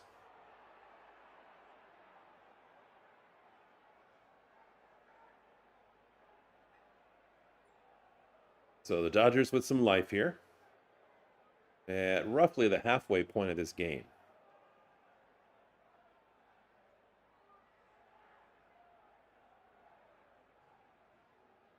So now Dalton Rushing comes up, who I am not happy with.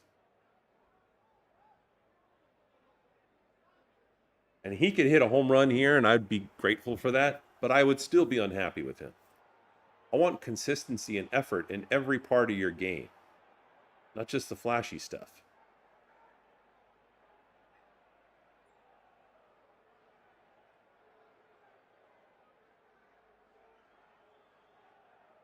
So 0-1 count to Rushing.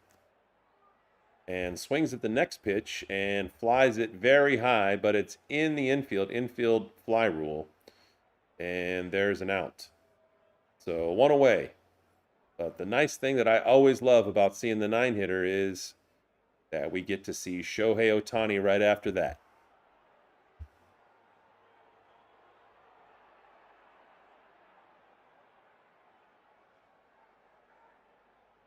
So Shohei comes up.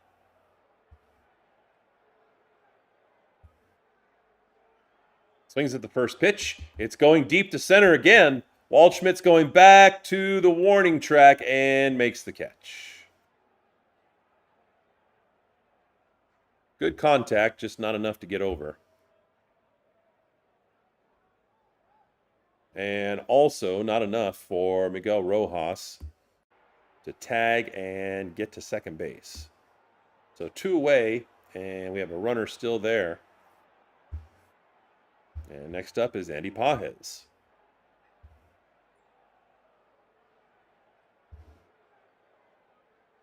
The pride of Cuba. Hit a home run earlier tonight and a base hit, so he's 2 for 2. Fouls the first pitch off.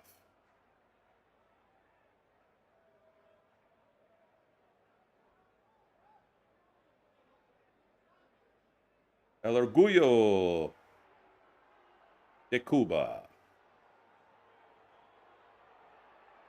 Another one fouled off. The count is 0-2.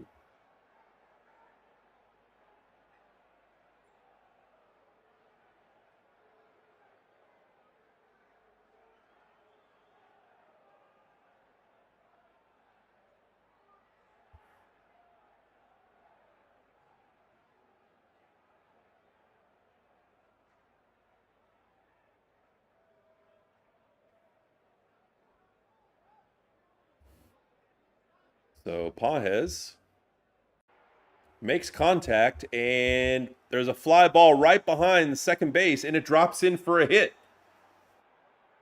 So 3 for 3 tonight.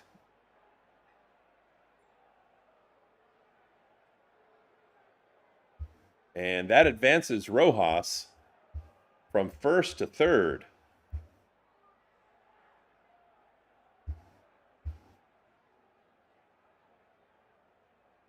So 2 away, but runners at the corners.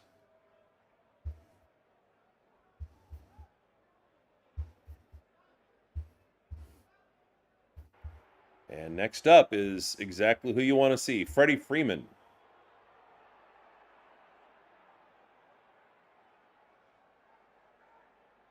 No better time than the present to start chipping away at this lead.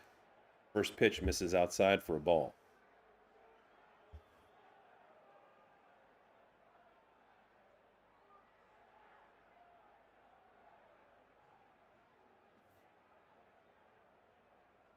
Next pitch on the way. Called a ball and dropped by the catcher, who sprints out in front of home plate, checking third to make sure that Rojas is not trying to score. He doesn't.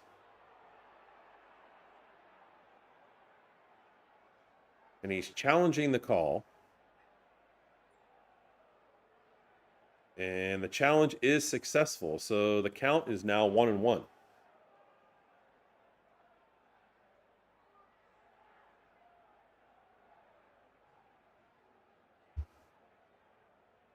So the pitch to Freddie, and he grounds it to second.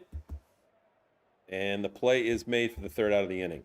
So 2 more runners stranded by the Dodgers. And at the end of 5, the score is still 6-2.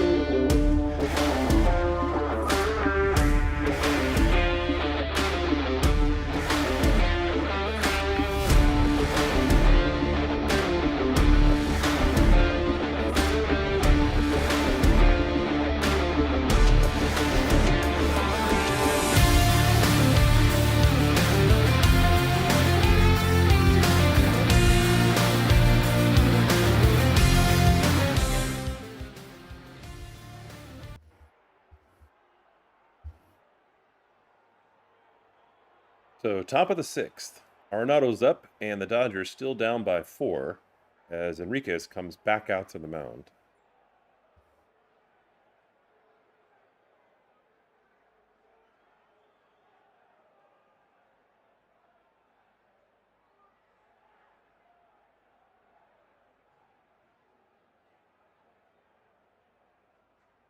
And the early count to Arenado is 2-0.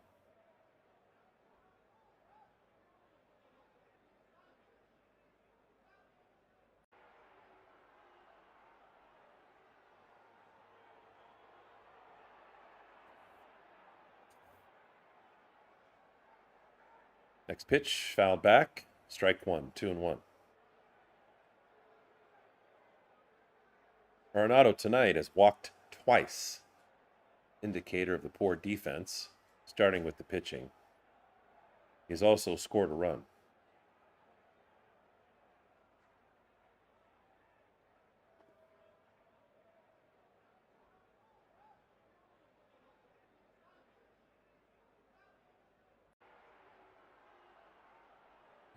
So the count now is 3-1 to Arenado.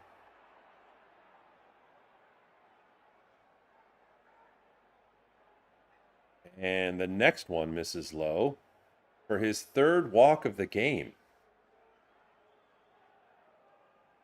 And once again, the first order of the restaurant's shift gets sent back to the chef. And if you missed our metaphor earlier, bad business by the Dodgers. They put the opening runner back on. So Waldschmidt comes up, shows bunt. Oh, and looks like he may have been hit.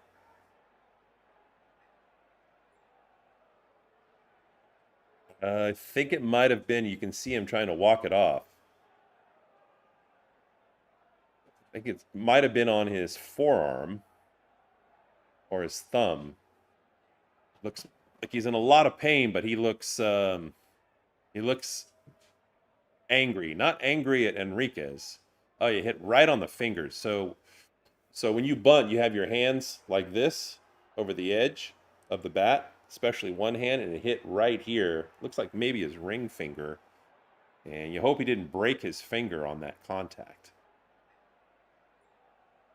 And actually bounced from that finger contact into his face. So it hit him in two spots. And both Rushing and Enriquez went to see if he was okay. Trainer's out right now checking on him.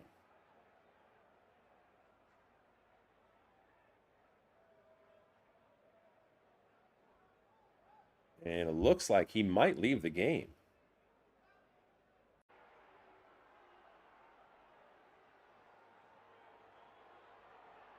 Yep, he is. He's leaving the game.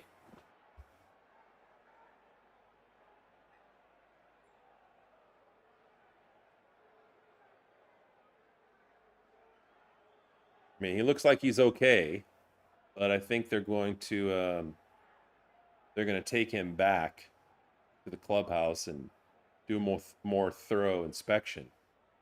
But it still counts as a strike.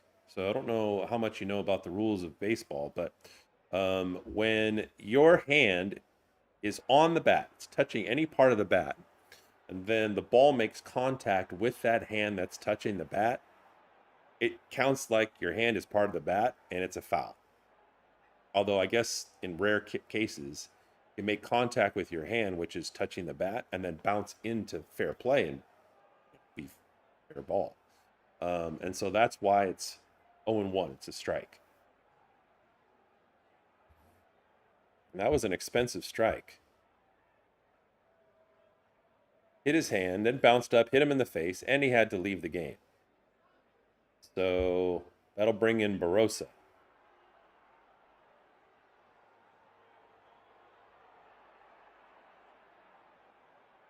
And there's a bunt, and it's well placed to third. And picked up and thrown away at first base. Exactly what we've been talking about.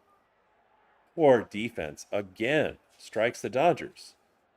Tommy Edman charged that one, picked it up, threw it hurriedly to first, and Freddie Freeman could not stretch far enough to keep it from going past him into right field.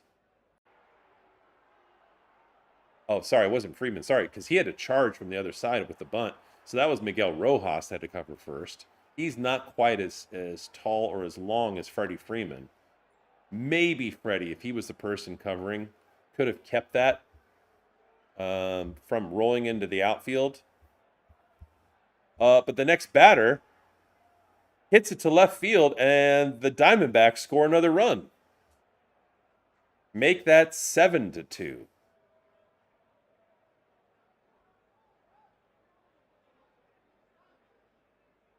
That might be a total of 5 errors by the Dodgers this game. I don't know if they're all scored the same because they had a couple of pass balls where the pitches got past the catcher. But one of the worst defensive games I've seen the Dodgers play in a long time. And there's no outs. And they steal on Dalton Rushing. So just add it to the list of poor defensive looks for the Dodgers today. You could argue that if he throws down and tries to get the guy out at second base with no outs, that this runner over here at third base is going to come home for another Diamondbacks run. But they could have had a cutoff on and not let it get all the way to second base and then throw him back to home and try to tag the guy out. Enriquez could have been a little bit better maintaining eye contact with the guy on first so he couldn't steal so easily. It's neither here nor there. Nothing we can do about that. So runners at second and third. Marte swings and fouls it. And Edman catches it in foul territory. Short pop-up. And we finally have an out in this inning.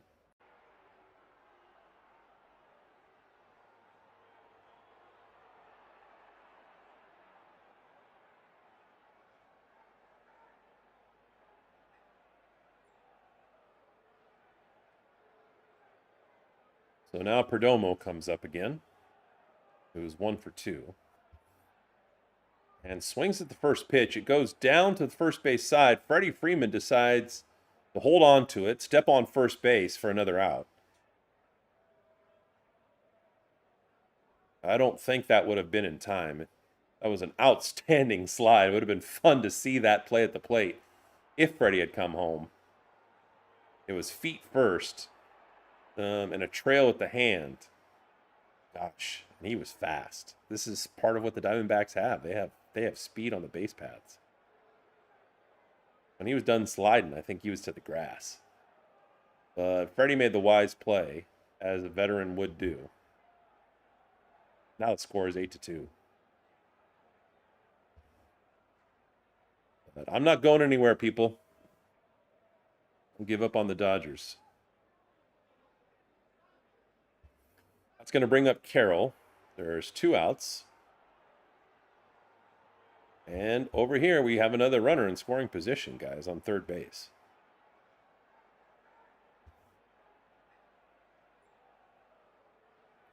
And Enriquez adds to the list of Dodger pitchers who have experienced small nightmares tonight. There hasn't been one pitcher, and he's the 4th, that has done well in their brief window of opportunity at the mound.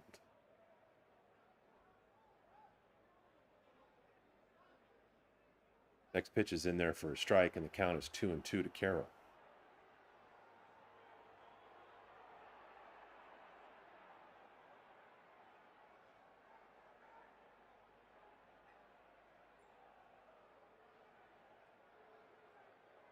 The 2-2 pitch. Fouled off.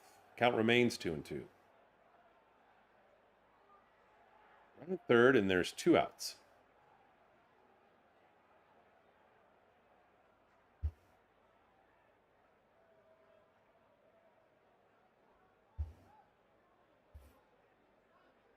The pitch on the way to Carroll. Swings and grounds it to first base. Freddie Freeman takes it and easily gets him out by stepping on the bag at first. And yet another inning where the Diamondbacks get 2. They've had 4 innings where they've scored 2 runs each. And of course, 4 times 2 is 8. The Dodgers have had 2 in the very first inning and nothing since then. They've stranded some runners.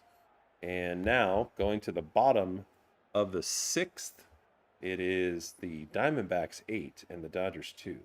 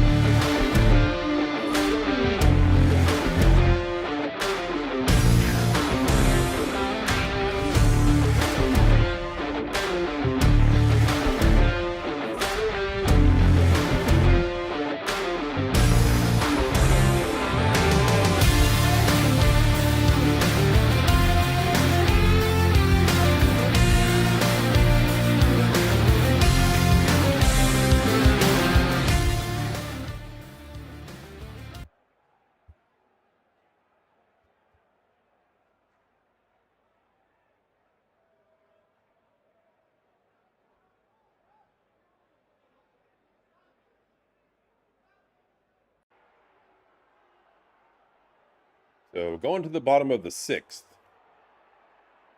And Rodriguez still in there.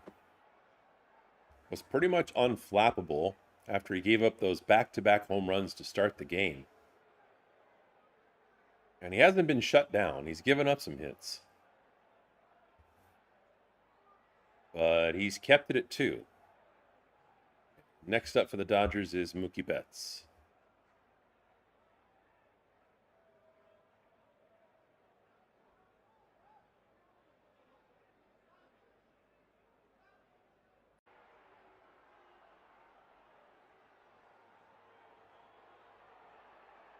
So Betts in the cleanup position, as he customarily is, at least since he battled his way above batting average of 200.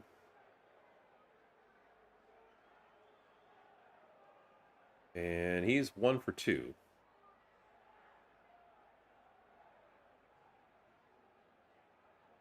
And the early count to Betts is 2-1.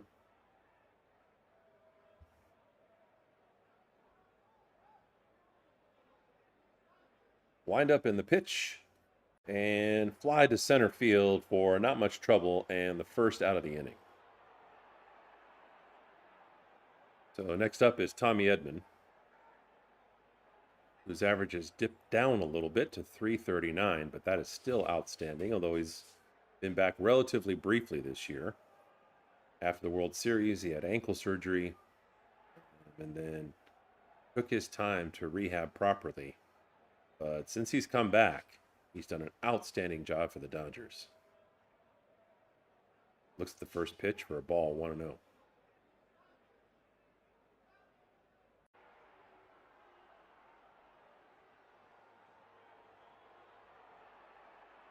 Next pitch misses low for ball 2, 2-0.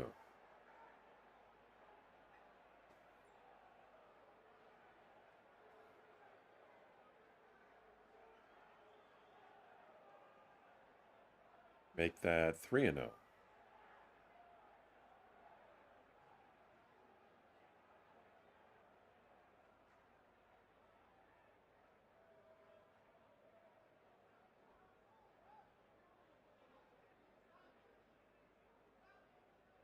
And 4 straight balls.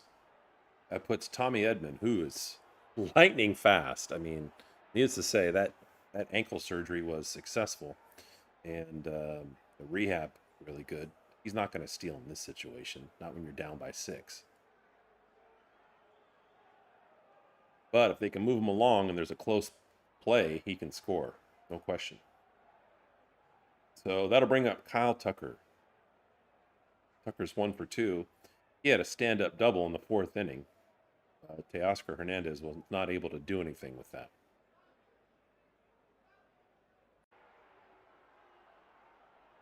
Rodriguez now to 76 pitches, as the first one is fouled off for a strike on 1.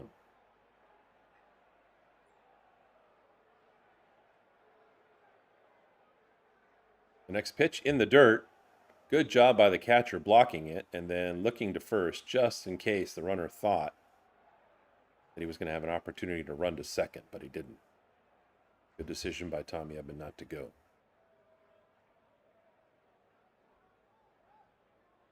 Counts 1-1 to Tucker.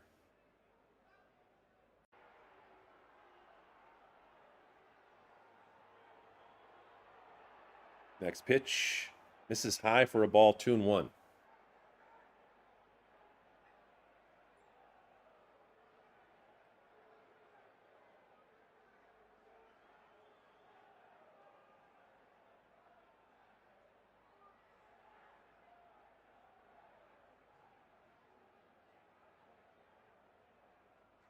Next one in there for a strike.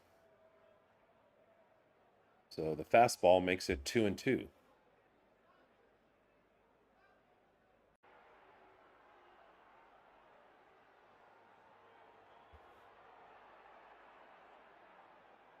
Tommy Edman at first, 1 out. The next pitch is fouled off. The count remains.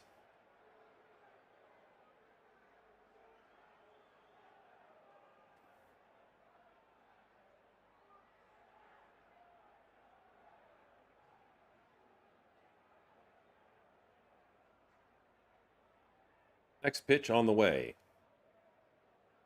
Fastball right at the upper edge of the strike zone. Called a ball, but the catcher right away challenges. Can he stay perfect?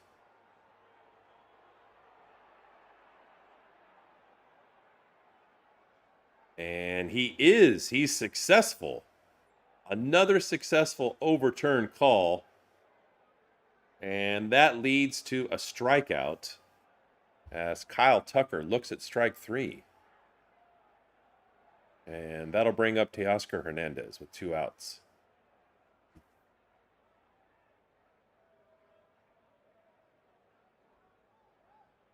First pitch fouled off for strike 1.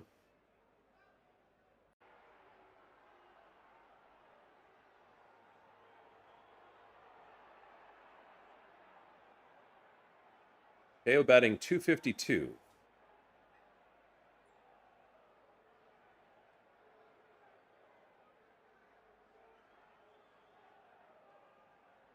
And mild check swing at the next pitch, which was the ball, so now it's 1-1.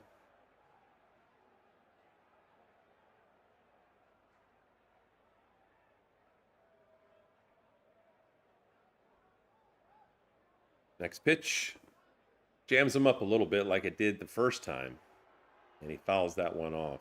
Last time there was a runner in scoring position when Kyle Tucker hit a stand-up double, and Teo was trying to bring him home. That inside pitch jammed him, and he just flied it to right. No trouble, no danger there for the Diamondbacks.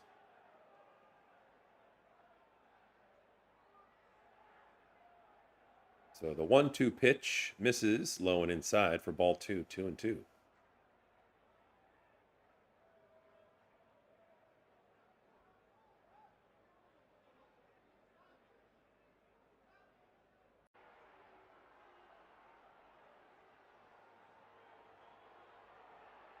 And the pitch to Teo in the same spot, jams him again.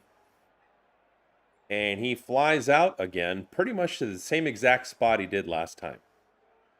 Different inning, same at bat. And so the Dodgers don't close the gap at all. And at the end of 6 innings, it's the Diamondbacks 8 and the Dodgers 2.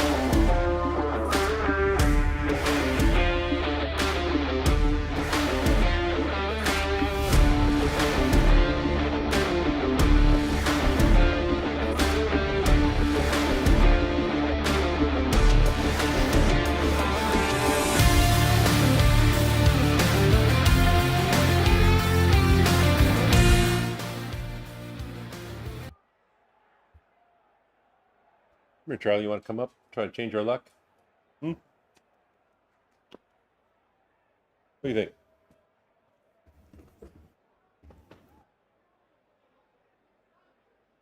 All right. Come on, good luck charm. Got to do something here. Something different from what we've done. Now, one thing that's different is we have a new pitcher in, Jack Dreyer. Done a pretty solid job lately. Thanks for the kisses. And he's going to face Moreno, who's 1 for 3 tonight.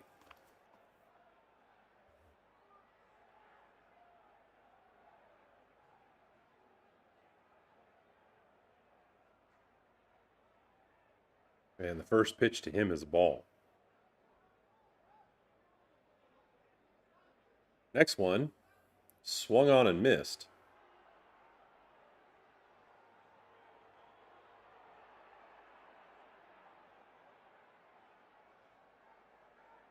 And hard to see why Moreno walked off to the side. I don't know if he was getting a different bat or changing some of the gear that he's wearing. Didn't show it.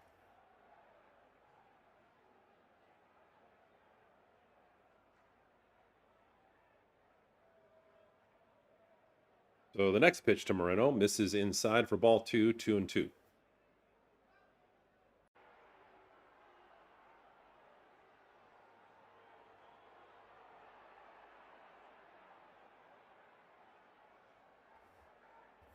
Next pitch, grounded to second, and picked up and thrown to first. No problem for the first out of the inning.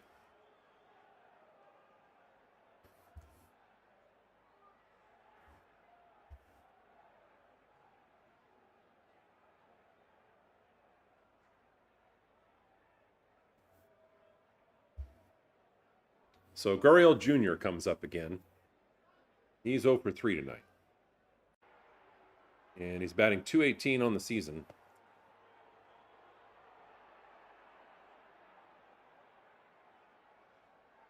Swings and misses at the first pitch, 0-1. Looks pretty tall. Gurriel Jr. looks like he might be like 6'3". Kind of a tall drink of water.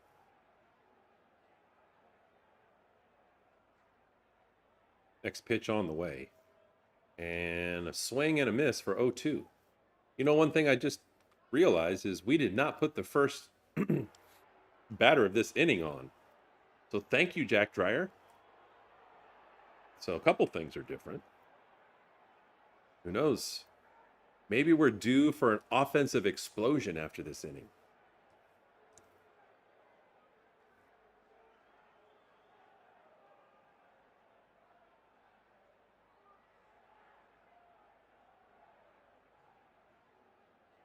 .02 pitch on the way. And into the dirt, bounces off of rushing. Just lets it go.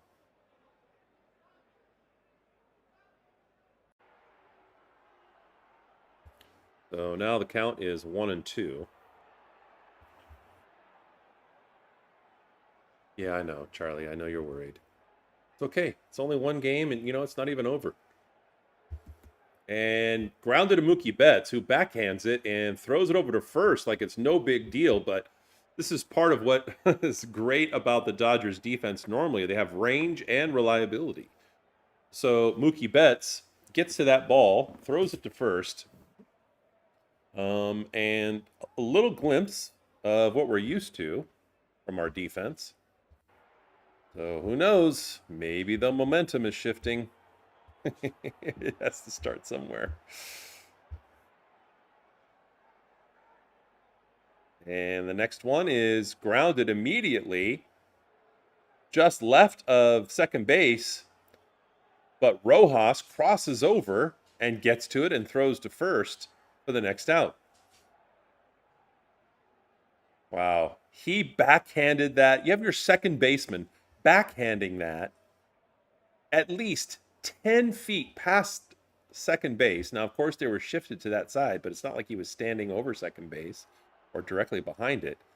And this is the lateral range that you would normally see from the Dodgers infield, which is awesome. It really is. And that's refreshing to see. And needless to say, we have to be able to see that kind of consistency if we're going to climb back into this game.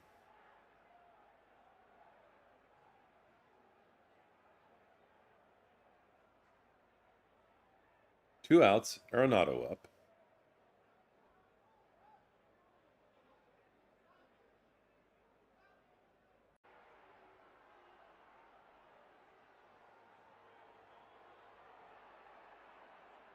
And Dreyer throws to first to keep the runner honest.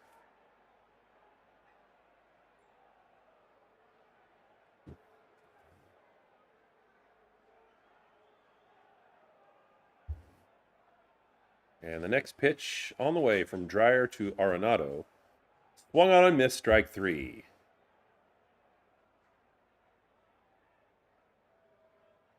And so Dreyer does a nice job. And I would not be surprised if he comes out again next inning. And we are now to the 7th inning stretch, folks, with the Diamondbacks scoring 2 runs in each of 4 different innings for a total of 8, and the Dodgers with back-to-back leadoff home runs to start this game and nothing since then.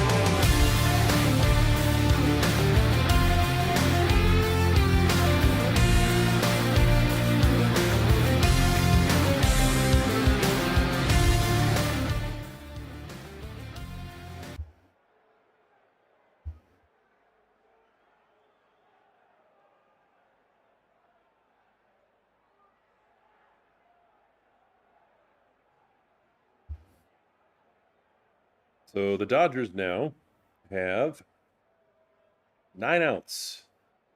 Close the gap and make this thing exciting. We started with fireworks, and I thought that's how it was going to be for most of the game. And the fireworks have been in the areas you would never want to see. And it's namely the Dodger defense really letting the Dodgers down.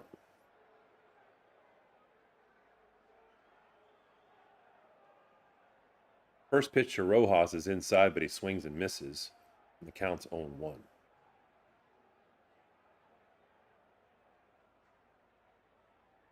Next one. Clips the outside edge of the strike zone. Make that 0-2.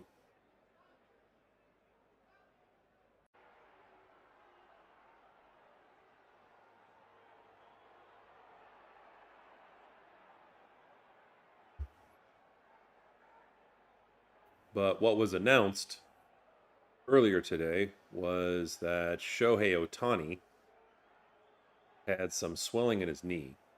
And so the Dodgers scratched him as a starting pitcher. And I think with that late change leading to the middle relievers having to basically become the starting pitcher by committee and trading off a couple of innings each.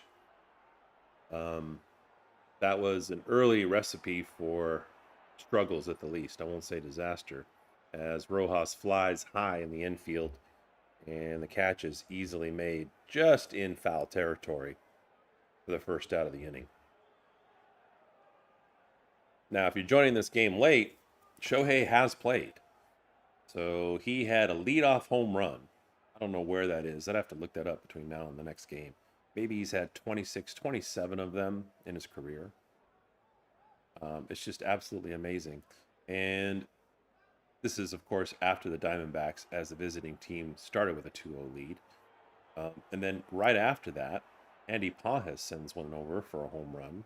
And he's 3 for 3 tonight. And so it just kind of felt like this is going to be a back and forth all night, but it hasn't. It's just been a back. It's taken us a back. As the next pitch rushes Dalton rushing back a little bit.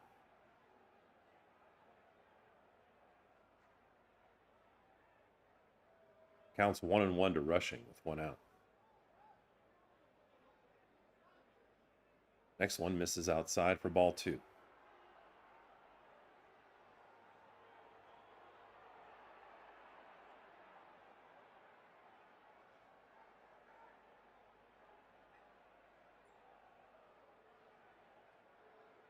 Swings and misses. Count goes to 2-2. And Rushing's the Dodger that makes me angry. I don't know that I'm angry with anybody else, but I don't like it when I see players not give great effort in all of their responsibilities, and Rushing has shown that a couple of times today. He has let the ball get past him when he's been behind the plate. Fouls the next one off, and the count remains 2-2. There was a ball that was chopped down just in the dirt and in front of home plate, and so with a runner at first trying to advance to second, he threw to second and threw that in the dirt and went into the outfield. And it just seems like he has not been locked in from the start tonight. He did not do whatever mental preparation is necessary to be sharp tonight. Looks at the next pitch for ball 3, 3-2.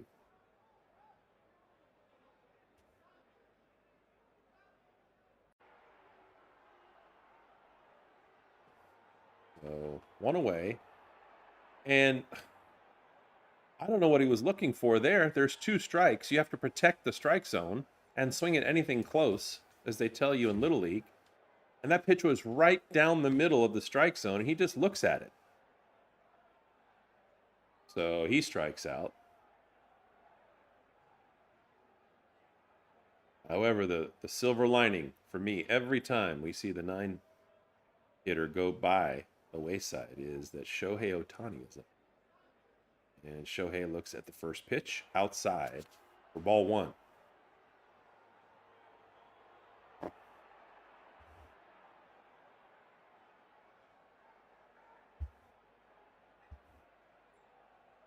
Welcome if you are in Japan looking at this live stream after the fact.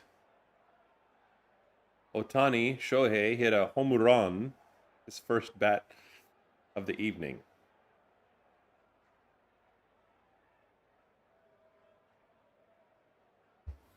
And Shohei is trying to fix the strap on his glove right now.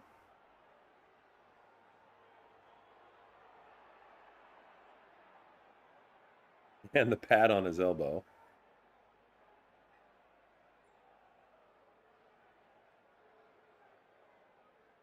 And after all of that, comes back and is ready to go with the count 1-1.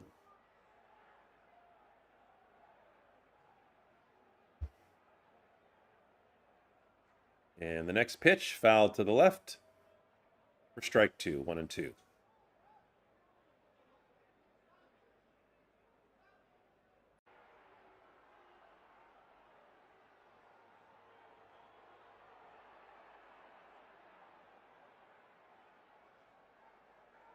Next pitch from Garcia, way low and outside, and gets Ohtani chasing.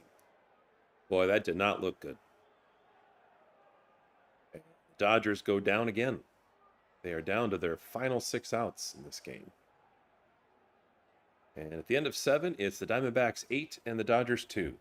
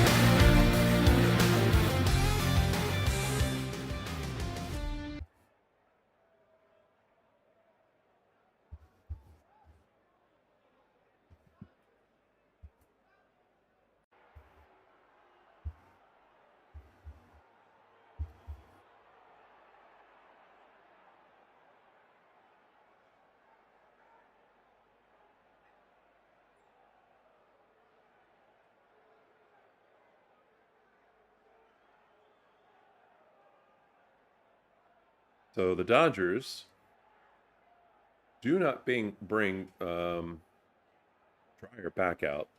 They're going to bring out Evan Phillips,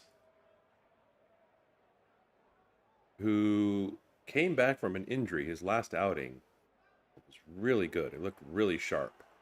And you combine that with the 12 games he's appeared in the previous part of the season, his ERA is a very low 1.89. So this might be a perfect opportunity to get him some work, keep the lead where it is, and prepare for the future.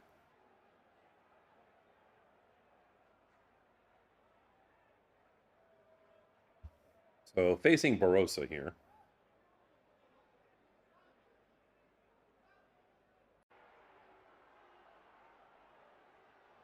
And Barossa lines it to center field. And once again, the Diamondbacks have the first runner possible up on first base.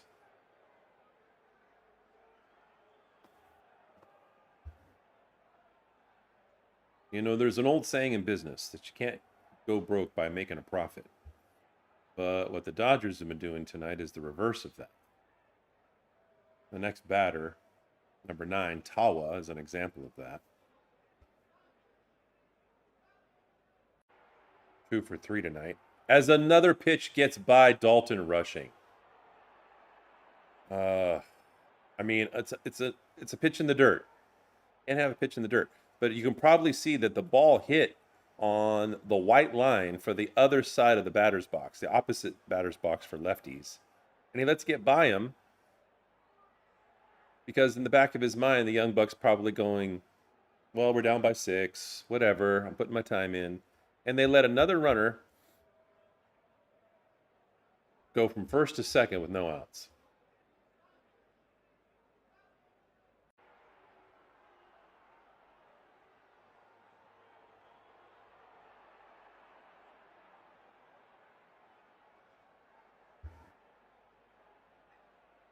And swung on and grounded to right field, in for a base hit.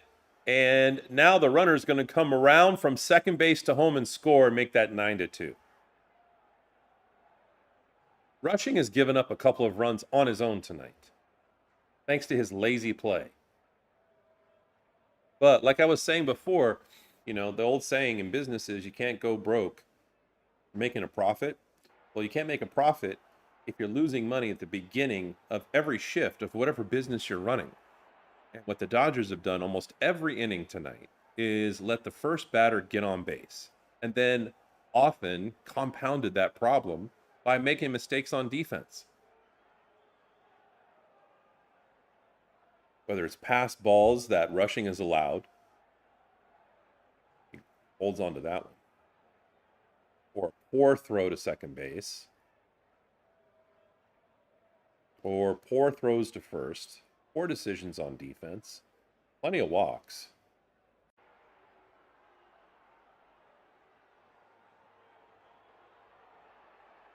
And the early count to Marte is 1-1.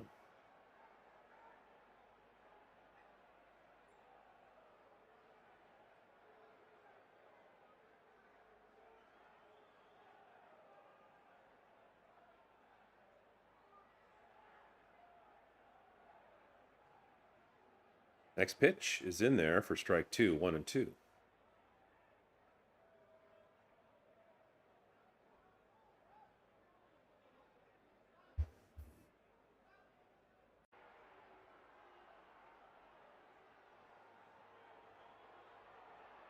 Next pitch on the way from Phillips.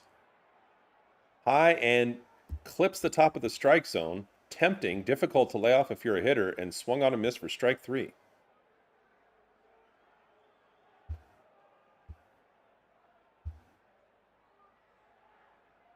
So that'll bring up Perdomo.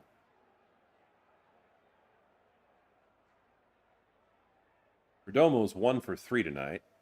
Is a single. He's walked, scored a run, scored an RBI. 1 out with a runner at first.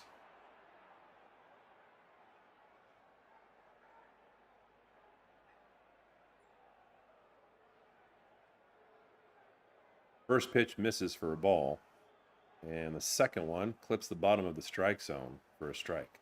That's another thing that Rushing did tonight I was not happy about. He challenged a pitch that wasn't even close early on in the game when it was not a crucial moment in the game.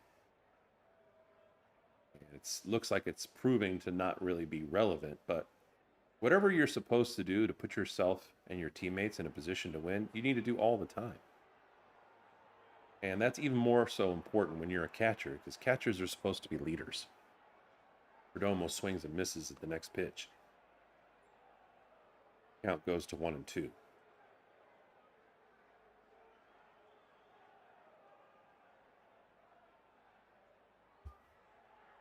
One thing about Rushing's foibles, if you will, is that it makes it easier, I think, for Dave Roberts.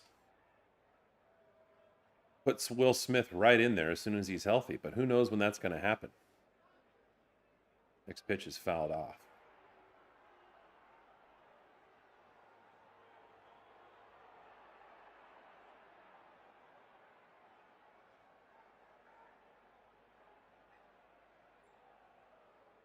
If the lead stays like it is, it'll be interesting to see at the top of the ninth who the pitcher is. I don't know what the rest cycle is supposed to be like for the pitchers. Normally, you might see somebody like Miguel Rojas just come in, just throw it in there, let the other team take their hacks. Because one loss in the grand scheme of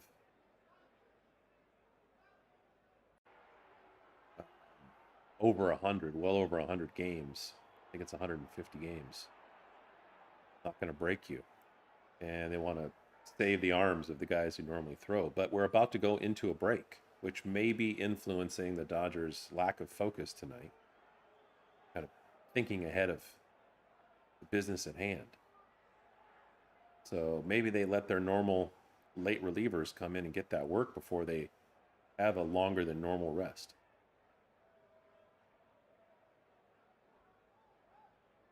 Perdomo battling in this at bat. And now it's full. And the next pitch is swung on and flied to semi-deep left, but not a problem for Teoscar Hernandez to make that catch. So 2 outs. With the runner still at first.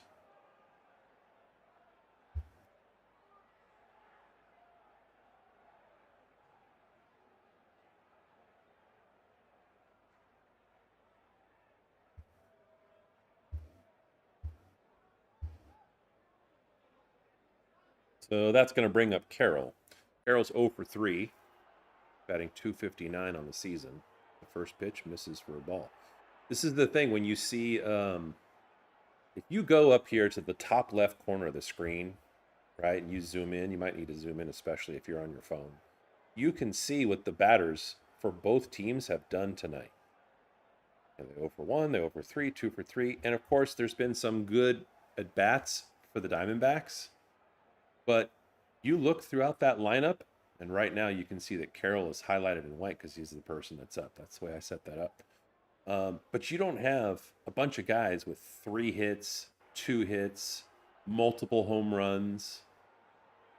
Not for a game like this where the Diamondbacks have scored 9. It's a lot of defensive mishaps on the part of the Dodgers. And Carroll swings and misses for another strikeout.